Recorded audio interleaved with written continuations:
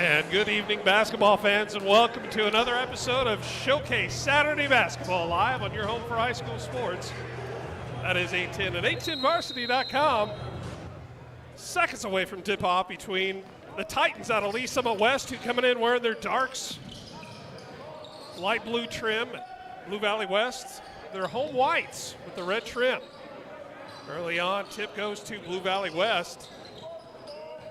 Jaguars sporting a 2-6 record. Long shot, no good. Rebound going the other way. Lee Summit West has a lineup of Phoenix Johnson wearing the number 1. Cameron Barnes, going to hear a lot about him as well. He sports the number 3. He's a 6'7" sophomore. Jaden Stallings comes in at 6'1". He's a senior wearing the number 11. Jalen Ross. A little kick out to Cameron Barnes. A little bit off the mark, going the other way.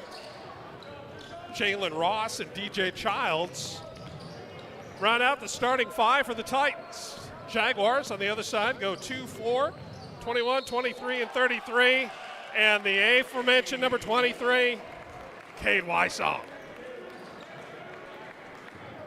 Cade Wysong trying for the old-fashioned 3. First personal foul against either team, but the 7:04 just underway here. First quarter action. Game number 3 of the 810 Varsity Showcase. Here's Phoenix Johnson. Had a great conversation with Phoenix before the game. More on him in a second. Hands it off to Jalen Ross. Blue Valley West and their typical man-to-man defense.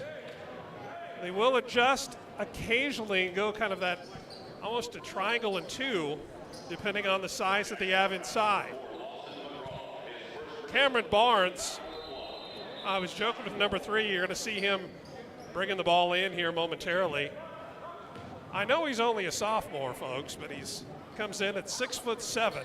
He's got a mustache. I saw him come in a minivan. He's got 2 kids in the back.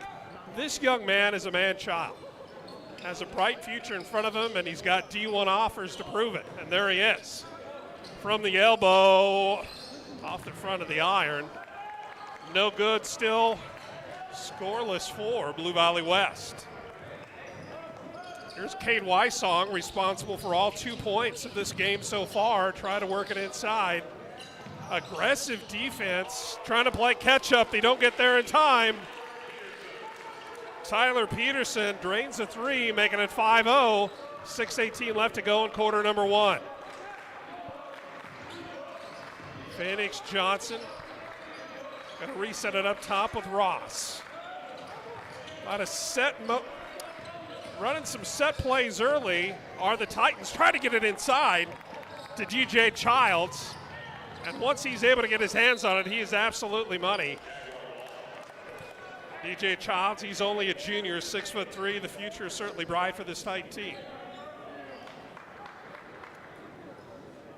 5:56 left in quarter number 1, 5-0 in favor of the Jaguars of Blue Valley West.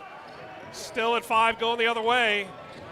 He's going to take it as Jalen Stallings. Can't get the roll, but he will get an invite to the charity stripe. For a couple of shots. Jaden Stallings, the 6'1" senior, shooting just under 75% from the charity stripe.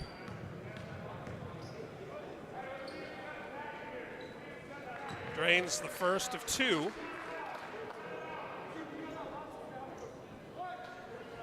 Coach Kyle Lower, I beg your pardon, in his first year coaching the Titans, coming over from Blue Springs South. More on him in a little bit. Makes them both, making it a 5-2 spread, 5.5 to play. Quarter number 1. There's Luke Goodale. He had the right idea, but he found a jersey of the yellow color, and they're going to make him pay. Up and in. DJ Childs, he's got 2. And the Titans have 4. 5:20, 5:19 left, quarter number 1 early on. 810 Varsity Saturday Showcase. There's a 3 off the front iron, and again, in transition, here come the Titans. Nice look underneath to Childs. gets his own rebound, tries to get it for the third time, and he can't do it. And big number 3 is going to be charged with the first foul. That's going to be 1 on Cameron Barnes. Bringing it in is Cade Wysong, the 6-foot junior, multi-sport athlete, as a lot of these players are. Blue Valley West, one of the best football programs in the EKL. Long pass. As a reminder, we do have the shot clock this year. It's not mandatory. Nice using the glass. There's Tyler Peterson getting it done again, this time from 10. He's got 5, or excuse me, he's got 4. Numbers are hard. Phoenix Johnson walking it up. Trying to work it inside. Very methodical offense. You don't see a lot of movement. They kind of spread them out, kind of an outside in, but just like that, we're not afraid to see him go inside. Beautiful follow-up. DJ Childs, he's got 4. 7-6 in favor of Blue Valley West. Showing off his handles is Luke Goodale. Off the heel of the rim, but underneath, right there, right place, right time. That is Lawson McGraw. Puts it back in, cleaning up the garbage underneath. 9-6, Blue Valley West. Halfway through quarter number 1. Cameron Barnes walking it over inside to Childs. Can't get it to go. Childs now cooling off just a little bit. Cade Wysong, wait for a screen. Think about this Lee Summit West defense. They're going to match up with you at half court no matter where you are. They're going to make you earn every shot. They're going to try to force a lot of hard shots, which turn into bad shots. On the other side, this Blue Valley West offense, very methodical, very well coached. Ryan Hansen, his 9th year. He knows how to get it done, oddly enough. He's from Turner on his last stop. Oddly enough, but that's where he's from. Shawnee Mission East grad as well as a William Jewell graduate is Coach Hintz. Gonna set it back up, still plenty of time on the shot clock, just now at 15. Baseline drive, no good, going the other way. Picking it off, here's Luke Goodale. He's gonna stop it and launch it, no good. Rebound underneath, can't get the follow. Looking for a foul was Tyler Peterson. He's not gonna get one. Here's the big fella, Cameron Barnes. You're gonna say he took just a little extra step. He might have a future in the NBA where that's gonna be allowed, but not here at Piper High School. And the A-10 Varsity Showcase. Couple of substitutions. In comes Aiden Adams for the Jaguars, as well as Brady Brunkgart. And also Brady Hash, the 6-foot senior for Lee Summit West. There's that pressure trying to trap him in the backcourt. How often do you see that? A big 6'7" body trying to trap in the backcourt. Not too often. Bullseye. Dead aim, and he's got it. Look out for that young man when he gets heated up.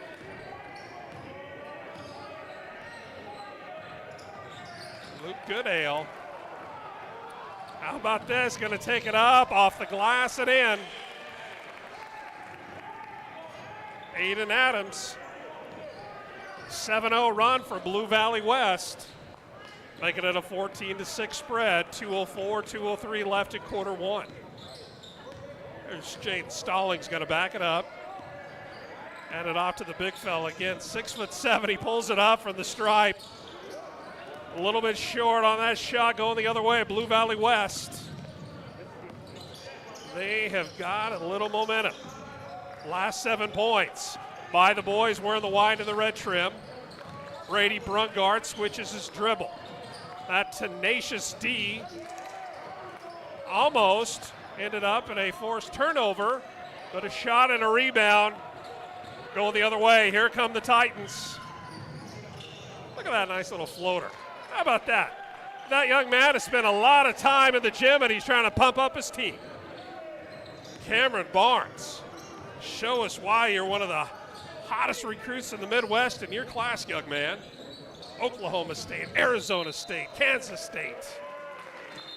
But I did ask him, I said, you know, if you had a blank slate and you could tell me wherever it is that you would like to go, I said, where would that be? And he said, University of Kansas. So I'm just throwing it out there.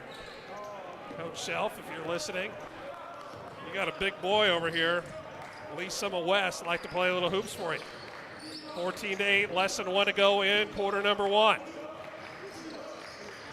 Quentin Davis. Quentin Davis, another big body. Going the other way, pick the pocket to Jackson Nagy.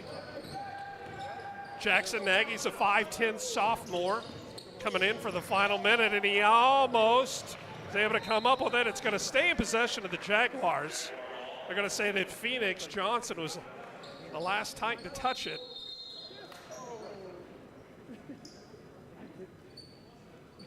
Officials are going to get together.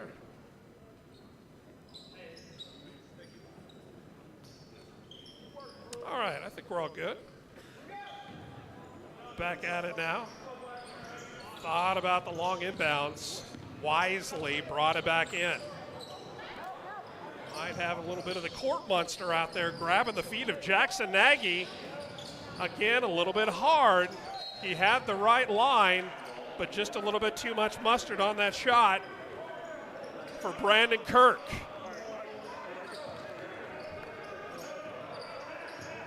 Shot clock is off for the final 19 seconds of quarter 1. Here's Phoenix Johnson calling out the play. They're going to spread it out. A lot of one-on-one matchups. A lot of cutters. Little Laker screen almost starting down the lane. Here's Johnson, reverses his dribble. Gets it on the inside, only got 1 second. A little bit off the mark for Phoenix. And 14-8 is where we're going to leave it after 1 quarter of play here in the Saturday Showcase. Brought to you by A10 Varsity and A10Varsity.com. We'll be right back after this. Dad, don't forget about my new cleats. Sweetie, I can't make it to Dick's this week. Have you heard of Dix.com? Have I heard of Dix.com? Have I heard of Dix.com? Whoa. Don't overthink it. Let's go shopping. Actually, what I need are some cleats. How about one of these? Great. Done. Anything else? No, golf club? Not for me. For a friend. Of course. Anyone impressed with how fast that was? Yeah, I know. I went to Dix.com. Thank you. I love you. Well, I went to Dix.com. Ever heard of it? Yeah, I told you about that. At Price Chopper, we're always chopping prices. Just like we're always making it easier to grab already prepped fruits and veggies so you can have more time for the important things.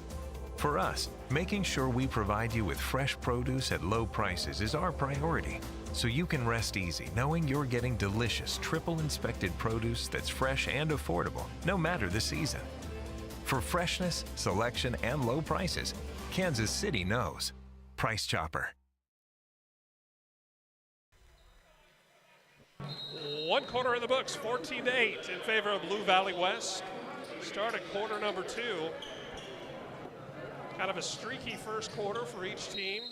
First for Lee Summit West. They came out scoring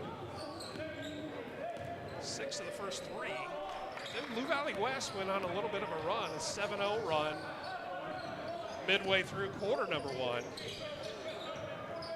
which is responsible for our spread of 6 right now. Hey, how about that big fella? That's DJ Childs. Again, rejected by the backboard for the second time tonight. Passing, good job by Luke Goodale to help his teammate out. Little fadeaway turnaround. He's able to get it to go. Tyler Peterson again. Tyler Peterson, perfect from underneath the basket. 16-8. Doubling them up. Titans have as much athleticism as any team that we're going to see in the showcase this Saturday here at Piper High School. My man Cameron Barnes, but I got away with one there. There's Phoenix Johnson with 6, 5 seconds. He does get it off. Good look at the basket. He squared up just in time. There's Tyler Peterson. He's got a pretty dangerous first step when given the opportunity. they're going to kind of use him to draw the defense out, get one of his teammates open underneath. Now that is a pretty drive, baseline drive, can't get it to go. Cade Wysall gone cold after scoring a couple early in the contest. Here's Cameron Barnes, baseline, a little bit of trouble. Tried to throw it off at Jaguar. Tyler Peterson, he does miss. Peterson again with the LeBron hands looking for a foul. It ain't gonna happen. And a block. That's the right call. I know a lot of the Blue Valley West Jaguar fans watching that say, hey, he was on the ground. As an offensive player, you're coached from a young age, hey, when you have your defender that's in the air or off balance and you have an opportunity to go to the basket, you have got to go and attack the basket and attack your defender. And that's what happened. Jaden Stallings. Bench for a little respite. Brady Hash back into the game. And DJ Childs, my man. DJ Childs, in between quarters, DJ Childs took a $20 bill and he put it in midcourt as an offering to the basketball gods because the young man just cannot buy a basket. And that cold shooting has continued into quarter number 2. Less than 6 before halftime, 16-8. Kenny McFall checks into the game for the Titans. There's Cameron for 3. Short arms it, going the other way. Lee Summit West still scoreless. And quarter number 2 and only 2 points scored so far for the Jaguars. Opportunity to get a couple of more. Now it's not often that you see kind of a scoop up inside the lane. There's Cameron. He's going to draw a foul. Not going to go to the stripe, but he get a foul called against the other team. It's only Tyler Peterson's first foul of the evening. Comes to the 5:19 mark, quarter number 2.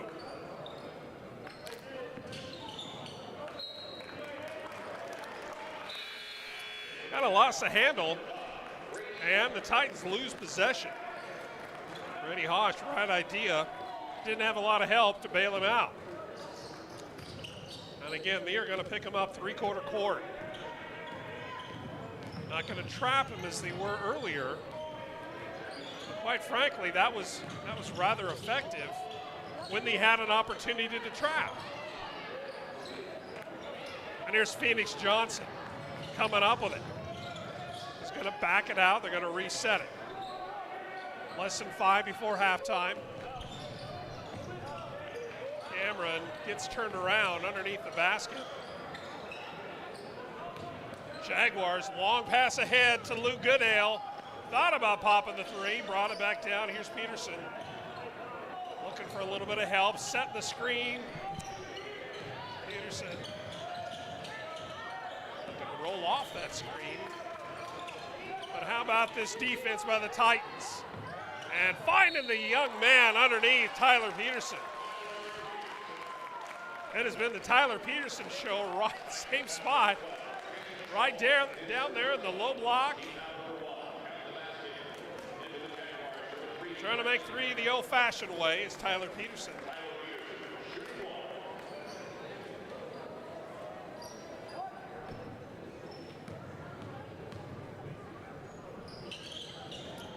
All 4 points scored this quarter by the Jaguars.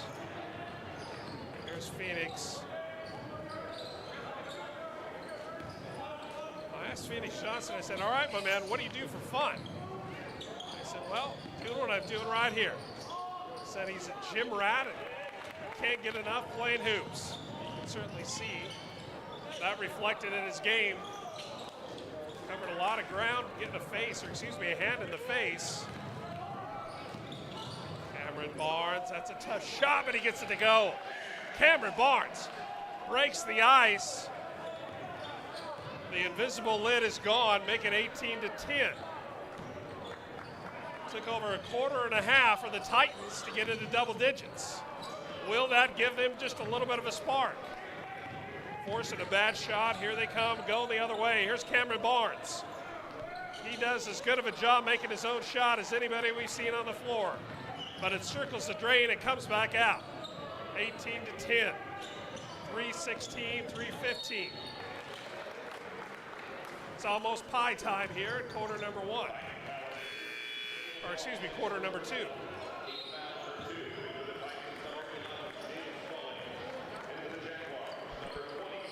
Blue Goodale. Timeout on the floor. Jaguars call it. 3:15 left before halftime. Jaguars 18, Titans 10. We'll be right back.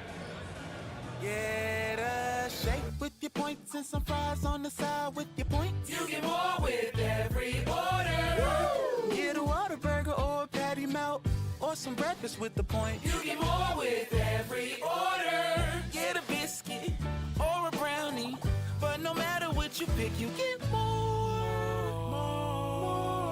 Like your favorite Whataburger or whatever, 'cause it all gives you more with Whataburger Rewards.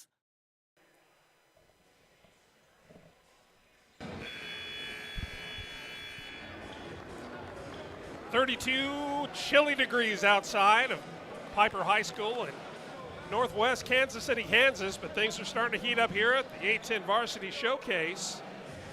18-10, scoring this matchup between the Jaguars of Blue Valley West, Titans out of Lee Summit West. That is Max Orr, who's checked into the game again. Throwing it in for the Jaguars. He is wide open, but how about that little razzle-dazzle, a contortionist-like shot. Hat tip for Cade Wysong. His first bucket here in the second quarter. And again, the Jaguars have doubled up the Titans. Titans with a chance to chip away at that 10-point spread. Brady Hosh had an opportunity to, but wasn't able to get it to fall. Cameron Barnes to inbounds. He's got Brosh coming to him. Instead, he's going to get it to Phoenix Johnson. Phoenix going to reset. 10 seconds on the play clock. Now down to 7-6. And a little bit disjointed. I think a player zigged when Jaden Stallings thought he was going to zag. The ball goes out of bounds, and another opportunity on a turnover for the Jaguars. Cade Wysong does a great job handling the ball. He kept the Jaguars close into their game last night against Blue Valley North. Blue Valley North came out on top just by a bucket. And certainly the Jaguars were hanging tough. Here's Johnson, just in 2 minutes before halftime. Jaden Stallings back to Johnson. Looking to the sideline, Coach Lower marking some instructions. Not a lot of adjustments on either side, but now for the second time this quarter, points have been scored by the Titans. Neither team has adjusted their defensive strategy, but again, when you only have a combined 32 points scored in the first half, I'd say defense for the most part is working quite well. Offensively, depending on the personnel that the Jaguars have had, they've tried to feed it in to number 33. That is Tyler Peterson. He's done a great job when he had the opportunity underneath the basket. There's Max Orr. Almost taken away by Phoenix Johnson. 8-7, 6 seconds on the shot clock. Down to the short corner. Back around in Wysong. Not going to get it off in time. Here's Cameron Barnes. Beautiful pass ahead. Up and in. Jaden Stallings. Jaden Stallings cuts the lead to 6. 1:05 before halftime. On a 5-0 run on the Titans. Showcase, I guess it's Showcase 34? Showcase 38? 38. 83. I don't know. 30. Numbers are hard, folks. Talking about numbers, 20-14 is where we stand. 105 before halftime. As I mentioned, a 5-0 run by Lee Summit West has cut this lead to 6.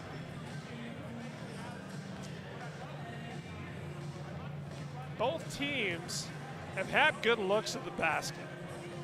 And according to my scratch work, both teams are shooting less than 30% from the field, which means that it's rifer. If one of these two teams catch a little bit of momentum, they get a little bit hot shooting, put up 5, 6, 7 points, it can certainly be a game changer situation. As a reminder, immediately, well, not immediately, but about 15 minutes after the conclusion of this matchup, we will have the nightcap on around, I would say it's 7:30 now, probably looking closer to 8:15, 8:20 for tip-off. That's going to be between the home team, the Pirates of Piper High, welcoming in Mill Valley, the Jaguars, against the Pirates for the nightcap.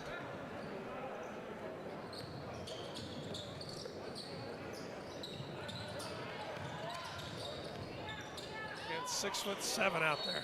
Just ridiculous. Now that Jaden Stallings going to get called for the foul.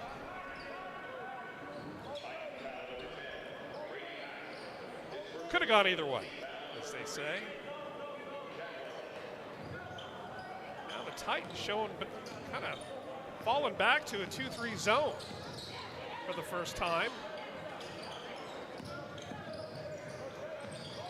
Well, as I say that, yeah, it is absolutely a 2-3 zone.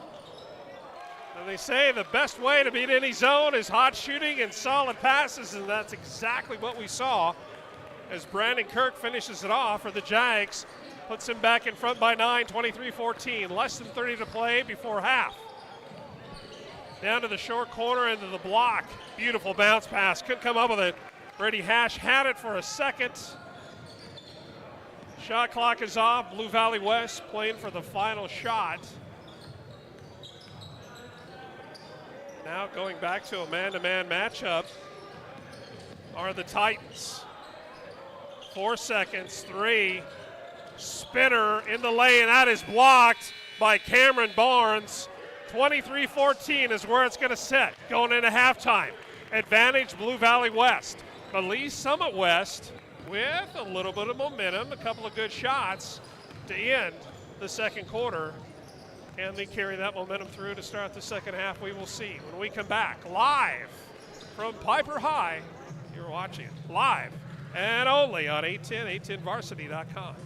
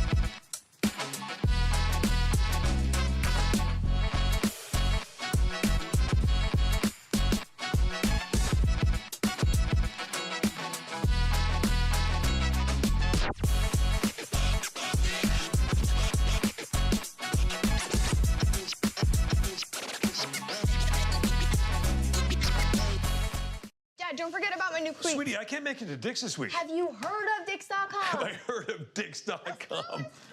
Have I heard of Dix.com? Whoa. Don't overthink it. Let's go shopping. Actually, what I need are some cleats. How about one of these? Great. Done. Anything else? No, golf club? Not for me. For a friend. Of course, I'm of just course. anyone impressed with how fast that was? Yeah, I know. I went to Dick's.com. Thank you. I love you. Well, I went to Dix.com. Ever heard of it? Yeah, I told you about that. At Price Chopper, we're always chopping prices. Just like we're always making it easier to grab already prepped fruits and veggies so you can have more time for the important things. For us, making sure we provide you with fresh produce at low prices is our priority, so you can rest easy knowing you're getting delicious triple inspected produce that's fresh and affordable no matter the season. For freshness, selection, and low prices, Kansas City knows. Price Chopper. Get a shake with your points and some fries on the side with your points. You get more with every order. Woo! Get a Whataburger or a patty melt or some breakfast with the point. You get more with every order. Get a biscuit or a brownie, but no matter what you pick, you get more. Like your favorite Whataburger or whatever, 'cause it all gives you more with Whataburger Rewards.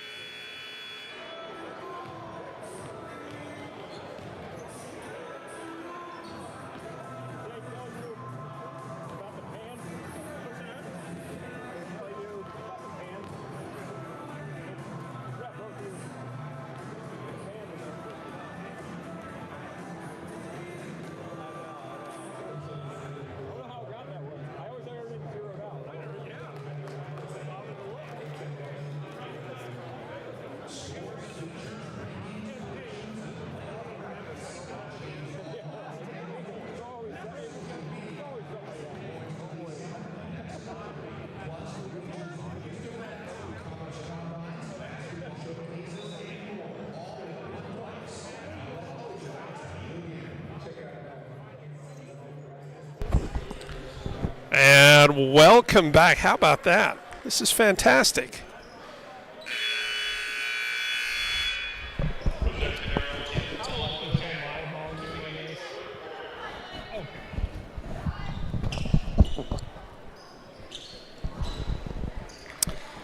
And welcome back. 23-14 is where we left it before we got into the break. And what do you know? It's the same score as we come out of it.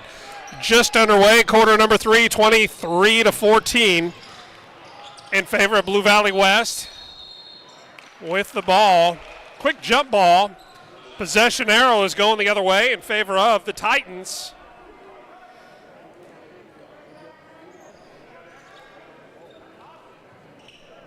And Cameron Barnes to throw it in. Here's Phoenix Johnson. DJ Childs. DJ Childs only 2 points in the first half, but he had about 6 or 7 really good looks at the basket, and they're all good shots. He just didn't have that basketball magic enough in his shot to be able to get it through. Hopefully for him and the Titans, they all kind of had some magic elixir at halftime because their defense has been outstanding, holding Blue Valley West to 23 points.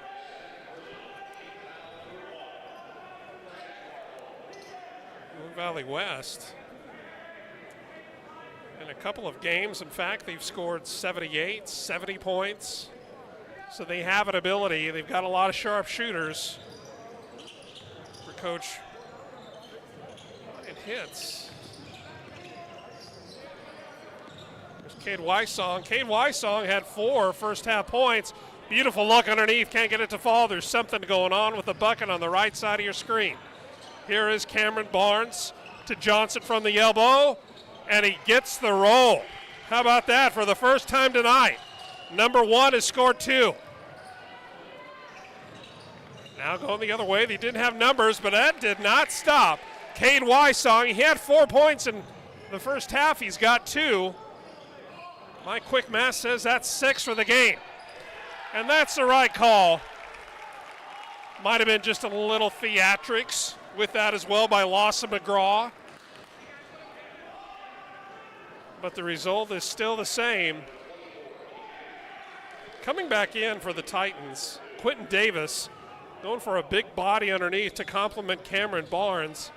Talking with Darren Kelo at halftime, asking me, hey, what does Lee Summit West really need to do to kind of get things going offensively? And he had mentioned that they have to do something to kind of help Cameron Barnes carry the load. There's Lawson McGraw. Another handoff to Cade Wysong. Short arms it from dead on. He's got a nice stroke, but a little bit flat-footed. Wysong has 6. Tyler Peterson, big number 33. You see him down there in the paint with 9 first half points for the Jaguars to lead all scorers. For the Titans, number 11, that's Jaden Stallings with 8 first half points. Jordan Dean seeing some good action here early on in quarter number 3. Coach Lower mixing things up a little bit with 4 seconds, 3. You got to get rid of it. Offensive rebound, playing a little volleyball, touch ball. Great look ahead. Can't finish it off. And that's one of those unfortunate plays, and you see Tyler Peterson with a LeBron hands, and that's just good hard playing. He certainly didn't do anything nefarious. He wasn't intentionally pushing his man out of bounds, but just in the effort of going for it and playing hard, that's what happened. Now as we see kind of a 3-2 zone look, or really it's kind of a 1-2-2 depending on who has the ball up top. Now I'm going to take that back to a 3-2 zone. And they're pretty much daring, they're daring the Titans to pass it effectively. There's Big Cameron inside, and he's going to get the bucket. He's going to go to the stride, trying to get 3 the old-fashioned way. His team's down by 7. That is the second team foul. 2 team fouls for each squad so far here in the third quarter. Showing the aggression that both teams coming out of the locker room with to start the second half. Cameron Barnes only had 4 in the first half. That bucket gives him 6, and if he makes 1 here, it'll be 7. How about that? Balanced scoring so far. And he makes it. He's got 3 here in the third quarter. Jaguars on 2 occasions have gone on 6-0 run, but guess what? Jordan Dean, right place, right time, and more importantly for the Titans, he was able to finish it. Again, a hat tip to that aggressive defense, but someone got caught sleeping underneath. Tate Miller, his first 2 points of the game, coming at a perfect time for the Jaguars, 27-26. Back to a 6-point spread. 4.5 to play in quarter 3. Here's Quentin Davis back into the game, gives it 2. Kenny McFall, long 3. He can do it inside, he can do it out. That's big number 3. His name's Cameron Barnes, and he just put the Titans back into within 3 points. And how about Luke Goodale? Luke Goodale, his first bucket of the game. 30-24.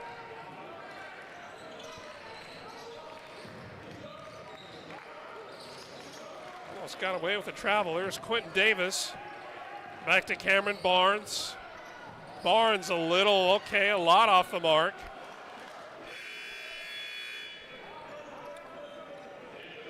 And I think that the Tate Miller kind of came up a little bit lame on a couple of plays. Well, the last play on the other end of the court. So he's going to find his way to the bench. A couple of substitutions back into the game. Brandon Kirk for the Jaguars. Got Brady Brungard as well. And Aiden Adams. Aiden Adams he's going to be charged with trying to guard Cameron Barnes. And right now we're going to be beneficiaries of the charge timeout. 3:47 left. Quarter number 3, 30-24 in favor of Blue Valley West. We'll be right back. At Price Chopper, we're always chopping prices. Just like we're always making it easier to grab already prepped fruits and veggies so you can have more time for the important things. For us, making sure we provide you with fresh produce at low prices is our priority, so you can rest easy knowing you're getting delicious, triple-inspected produce that's fresh and affordable, no matter the season. For freshness, selection, and low prices, Kansas City knows. Price Chopper.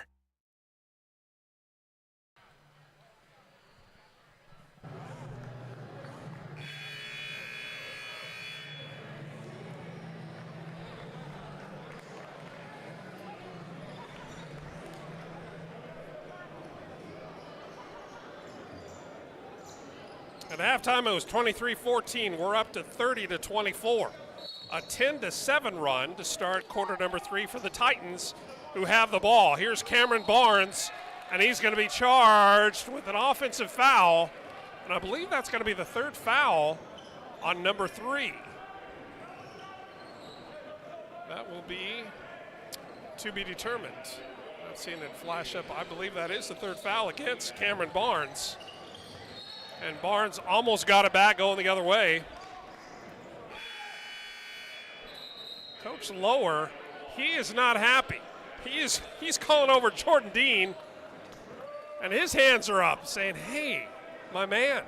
But it's a coachable moment, teachable moment, and he is absolutely doing just that to Jordan Dean. My ears are burning from up here. Brady Brungard does a good job. Now that one into no man's land, a potential 10-second violation. They're going to have to get it over. Oh, my. Razor-thin margin, and I think Coach Lower is rightfully upset because he thought there was going to be a 10-second call.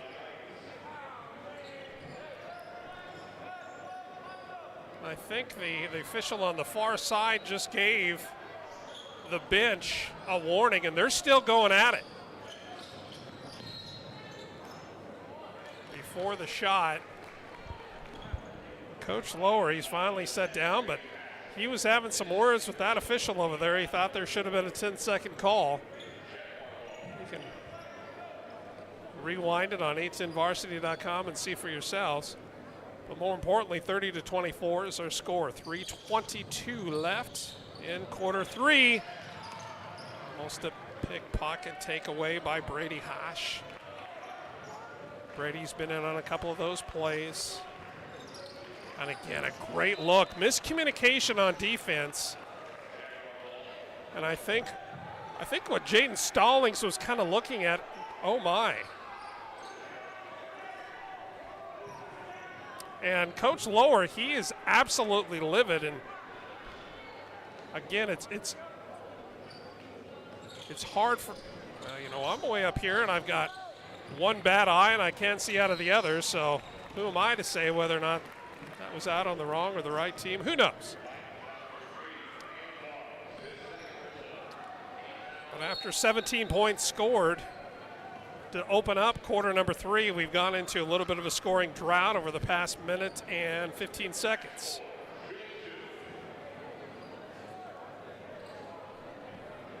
But Max Orr with an opportunity to do something about it. Max Orr looking for his first points of the game, and he's got one.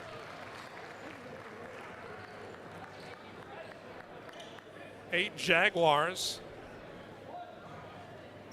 with points on the board. Conversely, only 4 Titans have points behind their name, and he makes them both. Max Orr, he's got a deuce.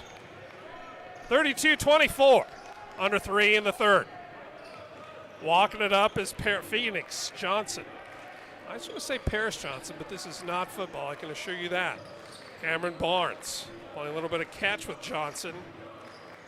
Battle going on down in the low block. Quentin Davis. And boy, that was a tough drive. Jaden Stallings, he had 8 points in the first half, none here in the second so far. He'll be shooting 2. I mentioned in the first half where Cameron Barnes is doing a great job, as anybody that I've seen here today, of making his own shot. But I think Jaden Stallings might have heard me and said, hey, my man up there at the headphones, I can do a little bit of that myself. And he's exactly right. Stallings makes the first. 7-point spread, 2:41 left in 3. Coach Lower in the ear of an official. Doing a little bit of lobbying, hoping for a call a little bit later on. Again, that trap defense in the backcourt. Is it going to lead to another quick basket by the Jaguars? This time the Titans get back. They are I don't know how in the world they have so much energy this late into a game. Working inside, thought about a 3, 13-12 on the shot clock. Going to reset it one more time. Here's Luke Goodale. Being pestered by Jaden Stallings. Goodale hands it off, left corner. Max Orr, no good, but a defensive tip rebound by the big fella, Tyler Peterson. Less than 2 in quarter 3. Luke Goodale, what a scrappy player he is. Brandon Kirk, that's going to get a fire out of the bench. Brandon Kirk makes it a 9-point spread, 35-26, 1:51 left in the third quarter. And you were watching the showcase, number 38, 39. Just like that, we've gone from 38 to 39. My, how time flies. We'll be right back after this.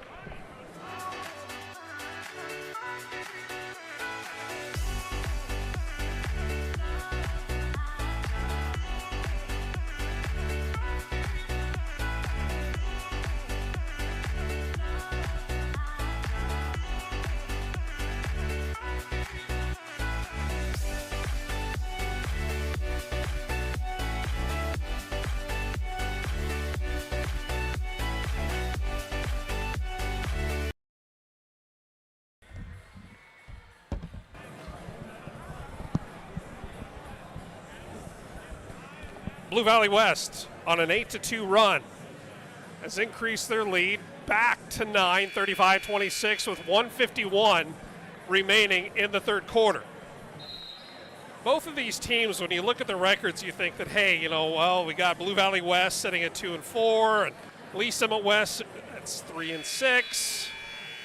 You think, are they really that good of a game? Well, all you got to do is look at their schedule.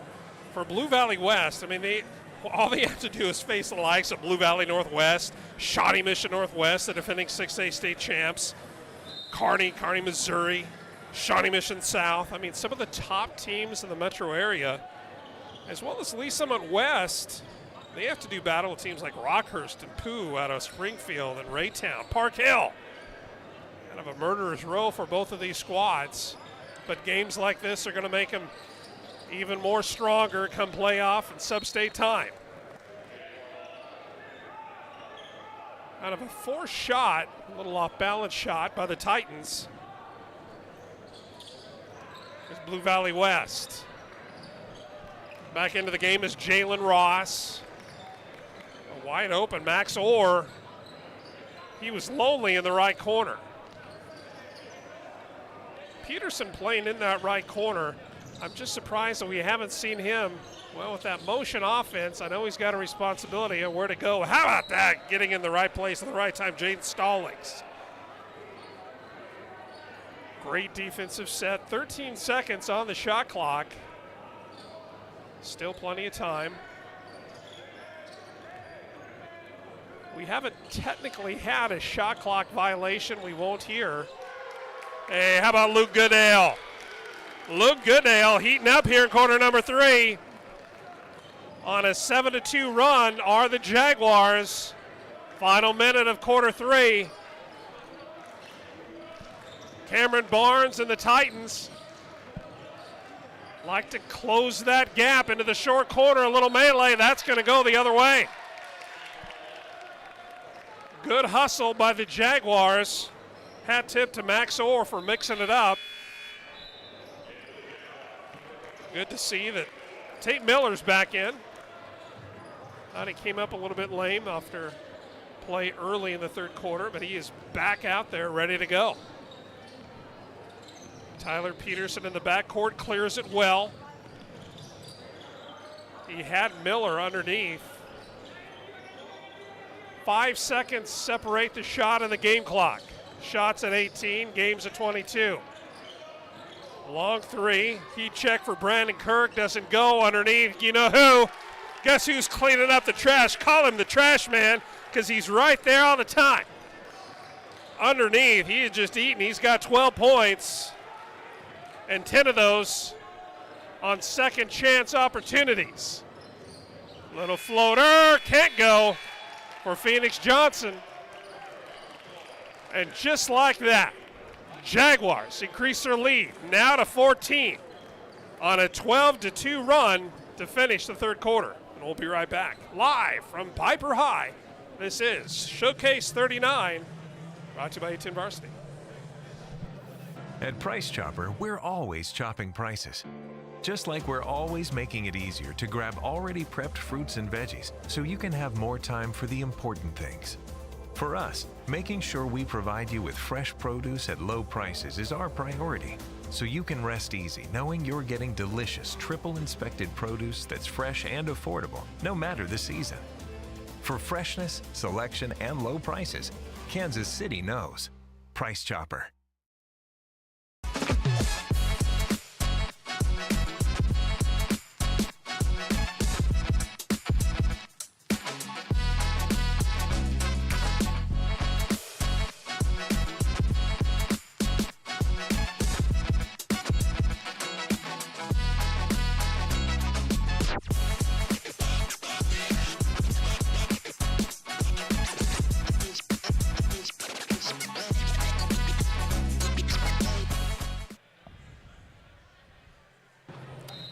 Three out of 4 in the books. One more and we're out the door. 40-26 to start quarter number 4. It has been all Jaguars since early in quarter number 3. The Titans of Lee Summit West did put together a little bit of a run, 6 unanswered points, but that is really about it for the Titans. It has been all Jaguars for about the past 5.5 minutes. Possession arrow does point to the Jaguars, so they're going to bring it out first. Cade Wysong back into the game. He's got the ball. He's got the shot. He's got it for 3. Cade Wysong. He's got 9. And blowing this wide open, 43-26. 7:35-34 in regulation. Phoenix Johnson waiting for his teammate to get open, and Cameron Barnes does just that. Cameron Barnes, he's got 9 second-half points, all from beyond the arc. That is 4 in the first half. Now that's a good look. Tate Miller kind of surprised it was coming his way. Here's Phoenix Johnson, wide open on the right wing. Jalen Ross here the other way, using the glass. Lawson McGraw. He's got 4. His team has 45. Titans have 29.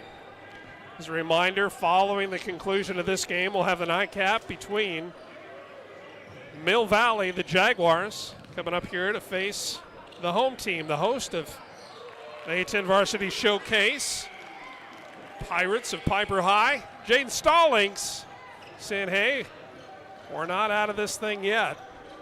Titans have really struggled to put together a series of baskets. One thing that they have done consistently is play an extremely aggressive style of defense. Where they've gotten burned is not having enough backside help, not having enough communication on the baseline to find that wide open Jaguar who squares up for 3 or one more quick pass back inside for 2, making it look pretty easy.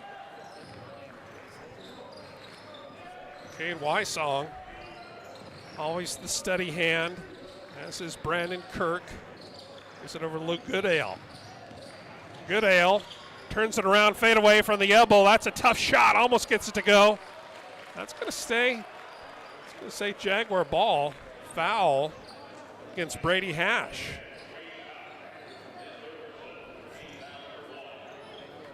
Only the first, that is I believe the second foul on Brady.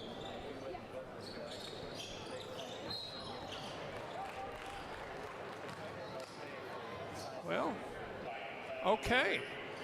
I did not see that.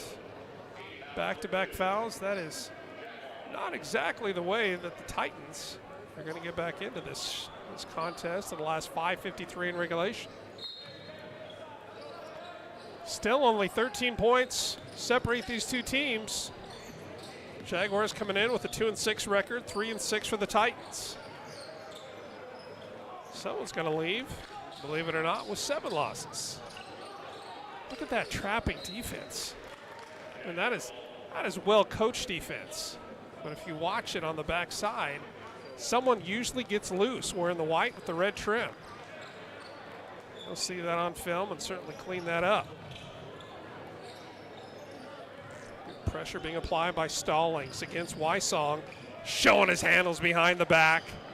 He's just going to take it all the way himself until he finds a wide open Tate Miller underneath. Contortionist-like play, twists and turns up off the glass and in. 47-32, 15 points. 5:15 regulation. Hey, how about Cameron Barnes saying, hey, if I can get some of these shots to fall. But the lid is on the basket again. Wysong gets tripped up, and that's a good call by head coach Ryan Hintz of Blue Valley West. Go ahead and take a deep breath, kind of circle the wagons a little bit. Take a quick break, and we will too. 5:05 left in regulation, 47-32. You're watching Showcase 39, a10varsity.com. Yeah, don't forget about my new cleats. Sweetie, I can't make it to Dick's this week. Have you heard of Dix.com? Have I heard of Dix.com? Have I heard of Dix.com? Whoa. Don't overthink it. Let's go shopping. Actually, what I need are some cleats. How about one of these? Great. Done. Anything else? Now, golf club? Not for me, for a friend. Of course. Anyone impressed with how fast that was? Yeah, I know, I went to My Dix.com. cleats. Thank you, I love you. Wow. I went to Dix.com. Ever heard of it? Yeah, I told you about that.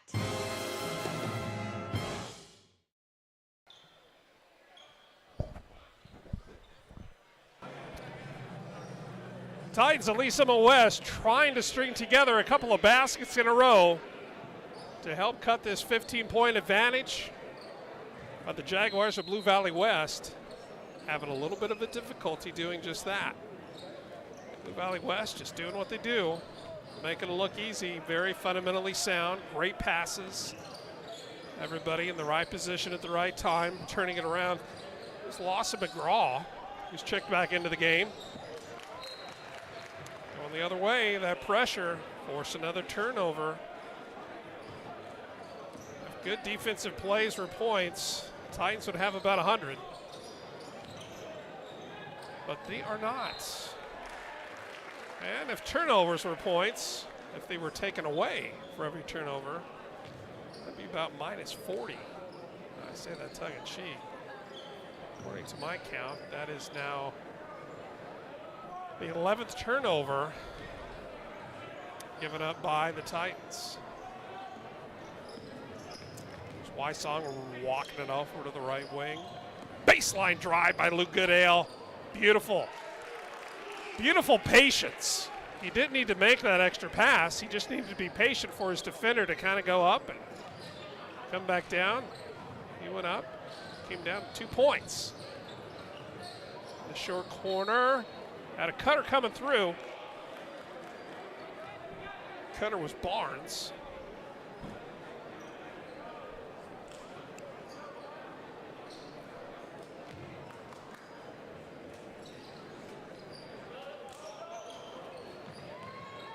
Oh. Threw it right where he shouldn't have. But somehow they get it right back to the Titans. Here's Jade Stallings.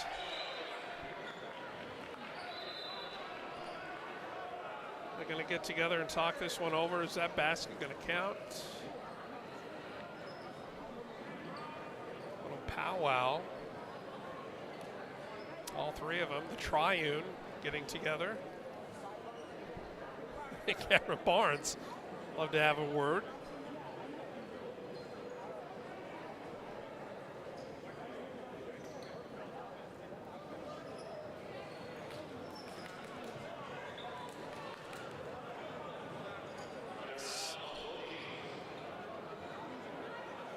So essentially offsetting fouls. I believe they're saying fouls on both teams. Neither coach looks to be particularly upset with that call. Coach Lower pacing the sideline. Coach Hintz sitting in the sub. Tate Miller going to come back in. Oh, Phoenix Johnson, my man. Phoenix Johnson, as I mentioned earlier, he says he plays a little bit of 2K, and I asked him, I said, hey, who else on your team plays 2K? And he said, Cameron Barnes. I said, is he any good? He said, he's horrible. So you heard it here, Cameron Barnes, horrible at 2K, but good thing he's good at basketball. That's, of course, according to Phoenix Johnson. Stallings to Johnson. Little turn around, that's a tough shot. DJ Childs, little drop step, turn around. I think he's practiced that a few times in the gym. Earns a trip to the stripe, first class trip. 49-32 is their score. 3:47 left in regulation.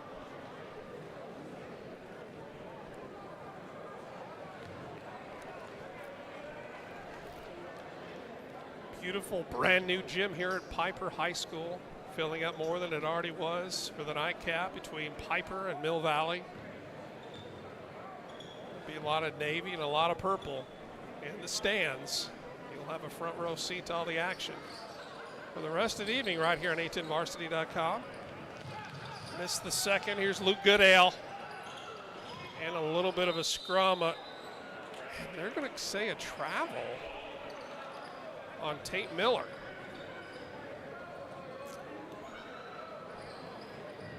One thing see, back to a 3-2 zone. They've got Tate Miller covering inside on this 3-2 zone. And yeah, you got to go after him if you're Cameron Barnes. You got to go back to the well every time you possibly can with that height advantage. 3 team fouls. As a reminder, team fouls reset at the end of the quarter. Change came into play 2-3 years ago. High school basketball. And Barnes with a soft touch jumper from about 15 out. Can't get it to fall. Pie time here in quarter 4, 3:14. Cade Wysong. And it came off the rails. Back on the rails. 24, DJ Childs. 14-point spread. Not insurmountable. Now they're kind of going back to a half-court pickup, are the Titans. Jaguars have done a great job of breaking the press. That trap press pressure being applied most of the game. Brady Ash didn't think that he did anything wrong, but not too often that player says, yeah, you know what, that was a good foul. You know, back in my day when I played, you kind of raise your hand and say, yeah, that was me, but not anymore. Way back in old Hot 95. Brandon Kirk, 2.5 to play. Tate Miller, good pressure again. You know, Phoenix Johnson, that young man, he's a 5'9" junior. He's only got a couple of points, but his presence has been felt defensively all night. He has just been a stubborn kind of a heel to Brandon Kirk and Luke Goodale up top. Hasn't really matched up with Cade Wysong as much, but not much you can do on a play like that. Tyler Peterson, he's got another 2. Gives him, if my math is right, about 15 points on the night to lead all scorers. Not named Cameron Barnes. There it is, wide open look, Brady Hosh. Off the mark. Big boy Barnes. 6'7" as a sophomore. You got to think he's not done growing. Could he hit 6'10" by the time he's in high school, or by the time he plays to the next level? Certainly possible. Great statistician Darren Kelo says that he wears a size 19 shoe. So I don't think that's right, Darren. Big shout out to David Trimble, who's spinning everything down in the production truck. Always great to have him along. We've got Jonathan up here as well, running the camera. Jonathan does quadruple duty. He's running a camera, he's running a computer, pretty much everything that needs to be done. Stepped in front of it, picking it off is Cameron Barnes. Johnson. Victor Barnes giving up a shot that he probably should have taken. Peterson, bounce pass ahead, back to Peterson, put a cherry on top. As we're 1:30 away from calling this game, 53-37.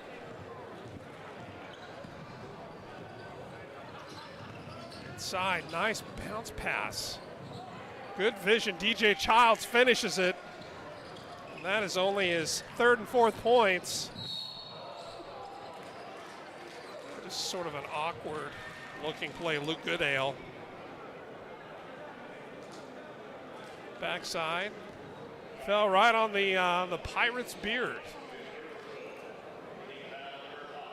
I'm surprised that I haven't used the whole pirate booty reference yet, but how about this? How about we say that as we look forward to the next game, it's sort of like the, I don't know, kind of the coup de grace, or the Pirates' booty, if you will. You know, the prize for watching and taking part of this showcase, number 39, here at Piper High School. We are all beneficiaries of the booty, 55-39. This might be my last broadcast ever. Cameron Barnes, Phoenix Johnson, loses the handle, going the other way. Can Brandon Kirk get up high enough? Now that's great hustle by Jaden Stallings. Less than a minute to play. His team's down by 16 points, and he's still playing that hard. Future is bright for this program. Kyle Lower, in his first year, he took over for longtime coach Michael Schreiber, who won 380 games as head coach for Lee Summit West. They were the runners-up in 2017 and reached the semis in 2012 and 2014 for Lee Summit West. Certainly a storied career. And talking with some of the Titans, he said, hey, what's it like under Coach Lower? He says he didn't come in and try to change everything right away. He said he's more of a coach, or excuse me, a teacher than he is a coach. So the kids love playing for him, as do the Jaguars when they talk about Coach Hintz. Storied career. He's in his 9th year at the helm of the Jaguars. And it's the final 2 or 3 seconds wind down here, 55-41. A 14-point victory will send the Jaguars to a 3-6 record, and the Titans fall to 3-7. We're going to reset everything. Be back here in about 10 or 15 minutes for that nightcap we were talking about between Mill Valley and Piper right here, Showcase 39, on your home for high school sports, that is a10varsity.com. Get a shake with your points and some fries on the side with your points. You get more with every order. Woo! Get a Whataburger or a patty melt or some breakfast with the point. You get more with every order. Get a biscuit or a brownie, but no matter what you pick, you get more. Like your favorite Whataburger or whatever, 'cause it all gives you more with Whataburger Rewards.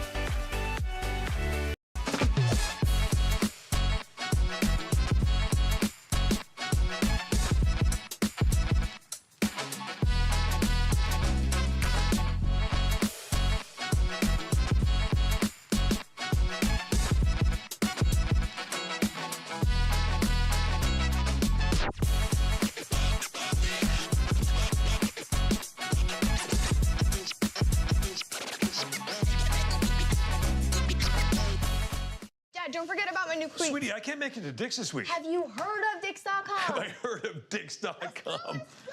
Have I heard of Dix.com? Whoa. Don't overthink it. Let's go shopping. Actually, what I need are some cleats. How about one of these? Great. Done. Anything else? Now, golf club? Not for me, for a friend. Of course, of course. Anyone impressed with how fast that was? Yeah, I know. I went to Dix.com. Thank you. I love you. Well, I went to Dix.com. Ever heard of it? Yeah, I told you about that. At Price Chopper, we're always chopping prices. Just like we're always making it easier to grab already prepped fruits and veggies so you can have more time for the important things. For us, making sure we provide you with fresh produce at low prices is our priority, so you can rest easy knowing you're getting delicious triple inspected produce that's fresh and affordable, no matter the season. For freshness, selection, and low prices, Kansas City knows. Price Chopper.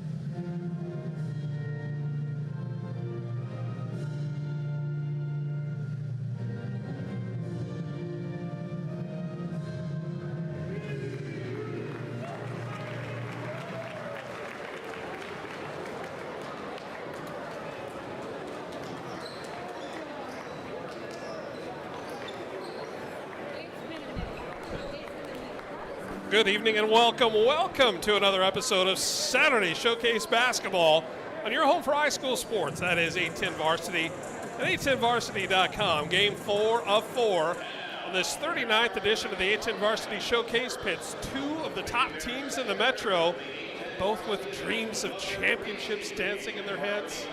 All right, so it's no longer Christmas, but I tell you what, friends, we will certainly feel like a gift has been unwrapped for us tonight as these two teams go to battle. For Mill Valley, last year was a springboard that has vaulted them to the top echelon of teams in Kansas following a third-place trophy haul in the 6A state championships. Well, Piper, well, I can tell you from personal experience, these Pirates have some of the most athletic playmakers in the state. Last season's 5A's runner-up, Piper is looking to make it back to Emporium 25 and finish what they started last season. Both Mill Valley and Piper return absolute studs, athletic freaks that we're going to be talking about throughout the game. But rest assured, friends, we are in for a treat. You could even say we're winners of the booty. No, the Pirate booty. Because, hey, you know what? You got a front row seat to all the action all night long on your home for high school sports. 810 Varsity and 810varsity.com. We are live from Piper High School, and tip-off is next.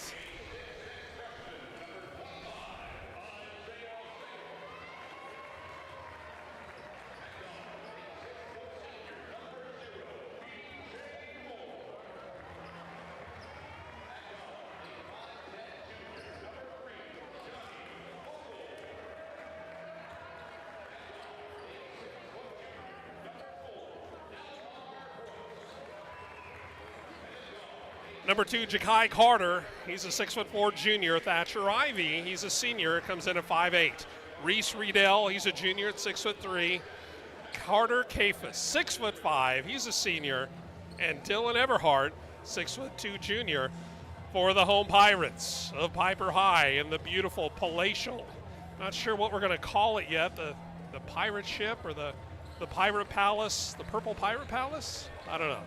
PJ Moore, wearing the number 0, he's a 6' senior.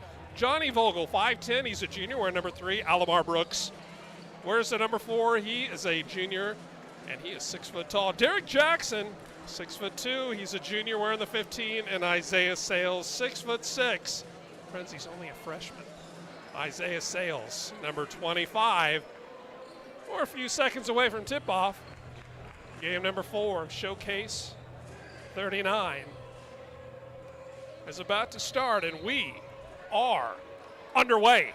Cafus skies high and tips it back to his teammate, Reese Riedel. Reese Riedel and Carter Cafus combined for over 50 points in their win against Olathe South less than 24 hours ago. Here's Ja'Kai Carter. Don't give him space or room, and he's going to do that to you all night long. That is Ja'Kai Carter. His first trifecta of the game puts Mill Valley up 3-0 early on in quarter one. Coming the other way, the 5'10 junior, Johnny Vogel. He has got some handles, and the defensive pressure by Cafus and company forcing a turnover here early. First turnover for either squad. Riedel inbounds it to Cafus from about 10 out. And I can tell you what, folks, there's few players that I have seen in the past couple of years that if you see him start to get his stroke down, if he starts making some of those early buckets, he is absolutely going to go off like he did last night for 30. Derek Jackson, one of the stars of this team from last year. He's only a junior, 6'2". Fade away, that's a tough shot, but he makes it look easy. Jackson's got 2, and the Pirates have 2, 5-2 in favor of the Jaguars. Reese Riedel, averaging nearly 25 points a contest. Loses the handle, going the other way. Bounce pass ahead to P.J. Moore. Going to be deflected by, I think, Thatcher Ivy. Got his Jaguar paw in there just in time to knock it out of bounds and slow things down. Johnny Vogel to throw it in. Isaiah Sales, as I mentioned, he's only a freshman. 6'6". Certainly a bright future in front of him. Little screen. Got Roll off the other way, but a good job of getting that offensive rebound. 3, no good. Going the other way, Ja'Kai Carter. Piper coming out with that, really kind of that smothering defense, one of their trademarks, but guess what? Same trademark for Mill Valley. How they can beat it, how they can defend it. Reese Riddell, he is absolutely lethal. And his first basket of the game puts his Jaguars up by 6, 8-2. Scrum on the floor. Somehow he's able to get it to Dylan Everhard. Here's Cephas, 2 steps, 1 step in the bucket for 2 more. Carter Cephas, look out, he's got 4 so far. The Jaguars have 10. The hometown team, the Pirates, with 2. 5:44 left in quarter 1. You were watching Showcase 39 live on anthenvarsity.com. Dad, don't forget about my new cleats. Sweetie, I can't make it to Dick's this week. Have you heard of Dix.com? Have I heard of Dix.com? Have I heard of Dix.com? Whoa. Don't overthink it. Let's go shopping. Actually, what I need are some cleats. How about one of these? Great. Done. Anything else? No, golf club? Not for me, Yeah, for a friend. of course, I'm of just course. anyone impressed with how fast that was? Yeah, I totally. know, I went to My Dix.com. cleats. Thank you, I love you. Wow, I went to Dix.com. Ever heard of it? Yeah, I told you about that.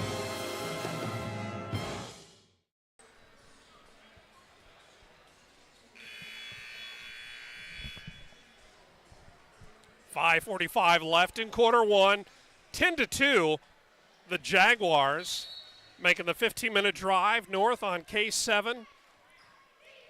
A little bit right on, I think it's, Leavenworth Road? Wow. Smacked and found the hardwood. How about that? P.J. Moore. P.J. Moore with the first 3-point basket for the Pirates. Mill Valley still double up, 10-5. Cephas loses his handles, coming the other way. A little timeout might have been just what the doctor ordered, or in this case, Dr. Steve Wallace. Wallace in his 5th year here at Piper, on his 2nd stint. Former coach of the year. He's also coached part of the girls team over at KU. Fade away by Johnson. Johnson's another player, boy. If he gets a hot hand, you better look out. And slip sliding around, they're on ice skates out there. Riddell, are you kidding me? I guess when you have the hot hand. And how does Cephas somehow stay in the air that long to pull down that rebound? Backing it out is Carter. Fresh shot clock. Well, again, I guess if you're really feeling it, you can take it from 40 away. A little ticky-tack foul on Riddell, I beg your pardon. Just as a reminder to all of our friends watching us on anthenvarsity.com, whenever I have the name properly pronounced, my name is Sean Brewer. Whenever I say it incorrectly, my name is Jonathan. So reach out to Chad Rader and just say, hey, Jonathan, my man. Now, I say that tongue-in-cheek. He's doing a great job running the board. David Trimble down in the truck, Nolan Rader, so many others. Got Nita also, part of the crew. Cephas, a little butterfingers, and they're going to say that it went off of DJ or to Derek Johnson. Probably going to say DJ more than once tonight, and covering the state tournament last year, he told me that he just goes by DJ. Not Derek Johnson, he's just DJ. Everybody knows him as DJ, and I think we're probably going to know him as that as well. There is DJ. Pulling it back. Thought about the shot, looking for help at the elbow. He's got it. Another fadeaway right at the elbow. Those are real tough shots. Can't come up with it, does Alamar Brooks. But somehow, a little fortuitous roll.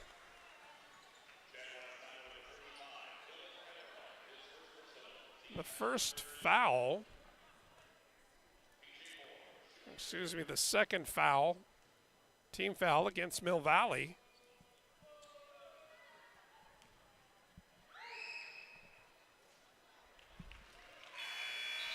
Send P.J. Moore to the line. He misses the front end. Couple of substitutions. Jack Carpenter checks in for the Jaguars.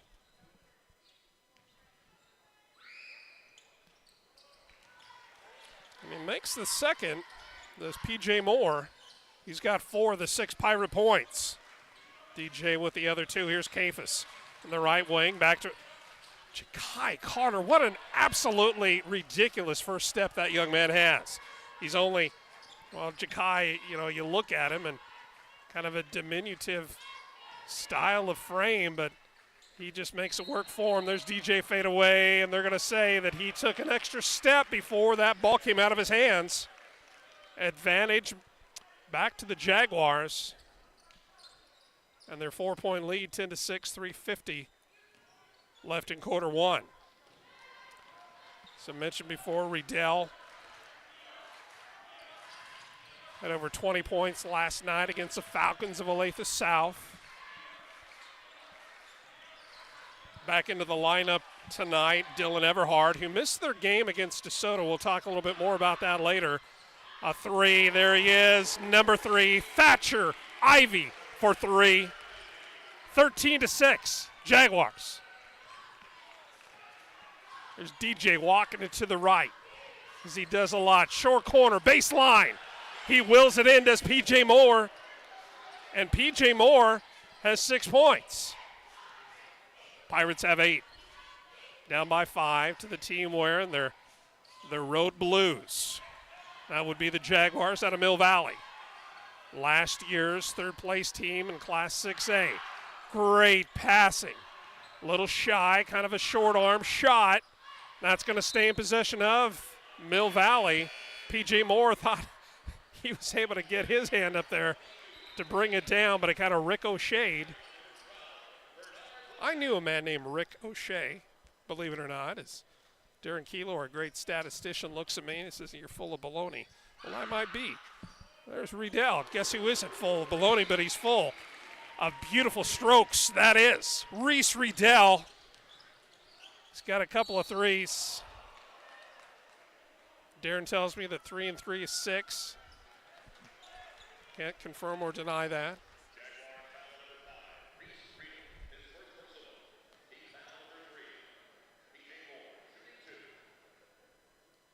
Back and forth game.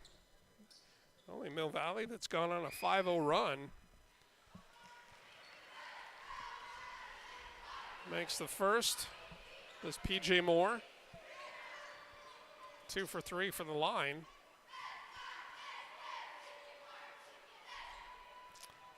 Check that. 1 for 3. Make it 2 for 4. 3 for 4, 3 for 5. I don't know. This isn't Arby's. What are you talking about? All right, here's Kafis. Dribbling with his left arm. Bounce pass inside to number 5. It's Riedel. You watch some players, the Max Johnson out of DeSoto saw last week do battle against the Jaguars. The game slows down for them. They make everything look so effortless. Number 25 and number 5 for the Jaguars do exactly that. Coming in, Grady Larson, using all of his 6'6" frame to almost tap that back in. Larson, one of the many underclassmen for the Jaguars. In fact, Coach Kurt Bangle only brings 2 seniors into tonight's matchup, Carter Kafis and Thatcher Ivy. The aforementioned Grady Larson. This is the first of 2.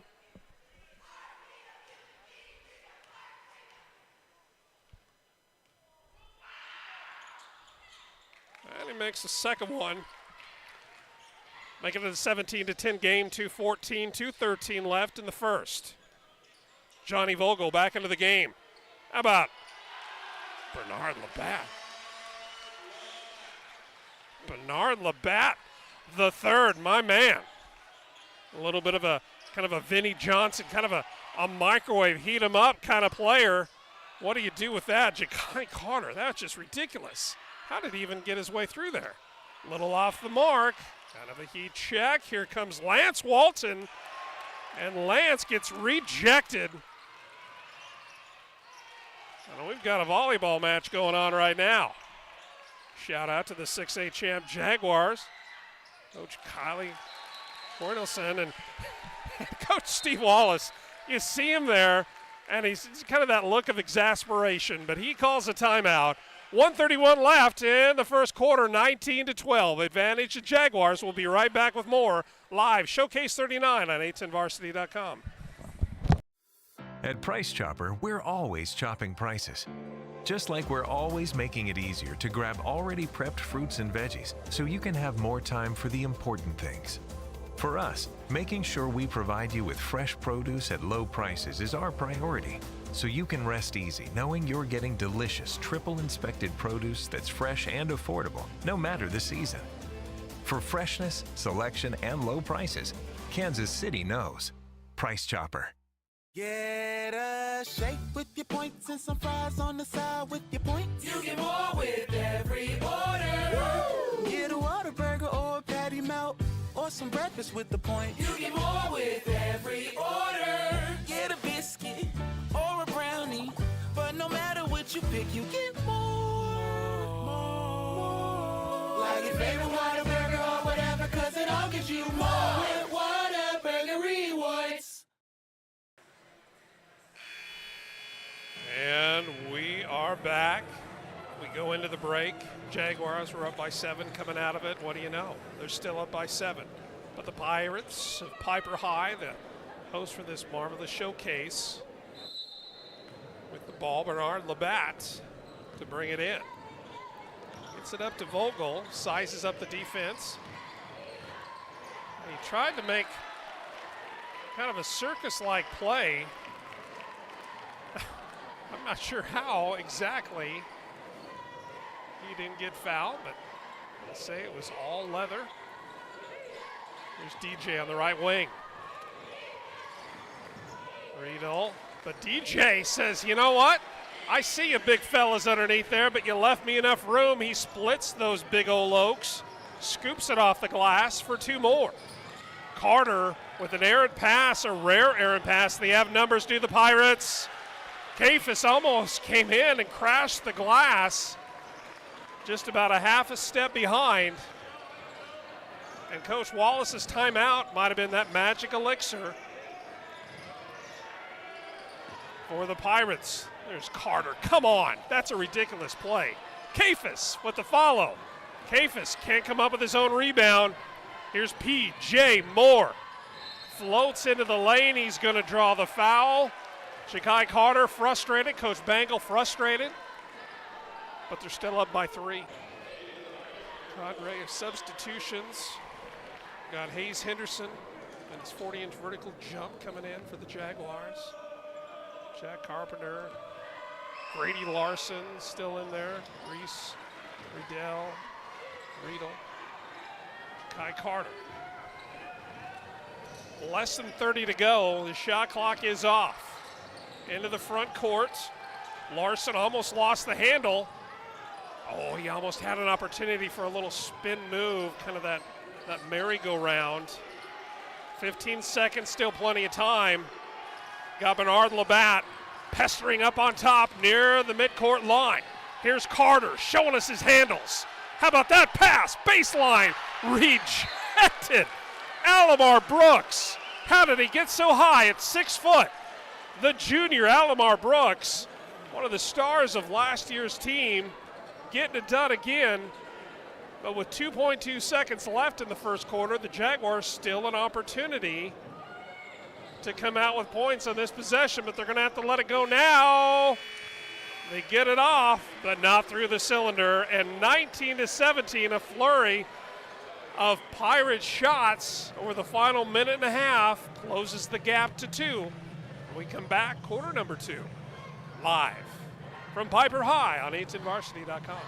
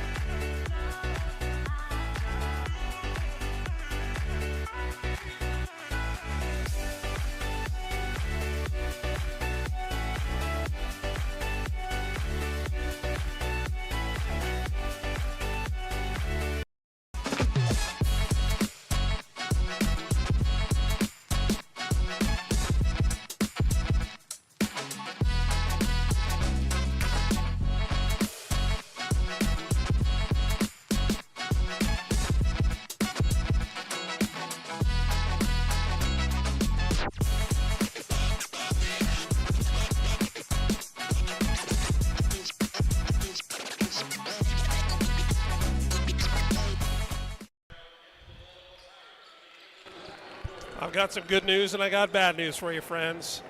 Well, the bad news is we already have 1/4 of the books. The good news, we got 3 more to play, and who knows, maybe a little bit easier for me to say, bonus time.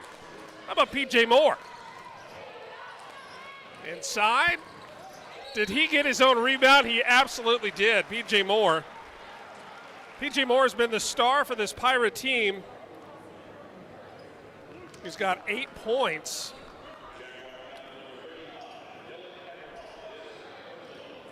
Dylan Everhard, he got into a little bit of trouble, foul trouble that is, yesterday for the Jaguars.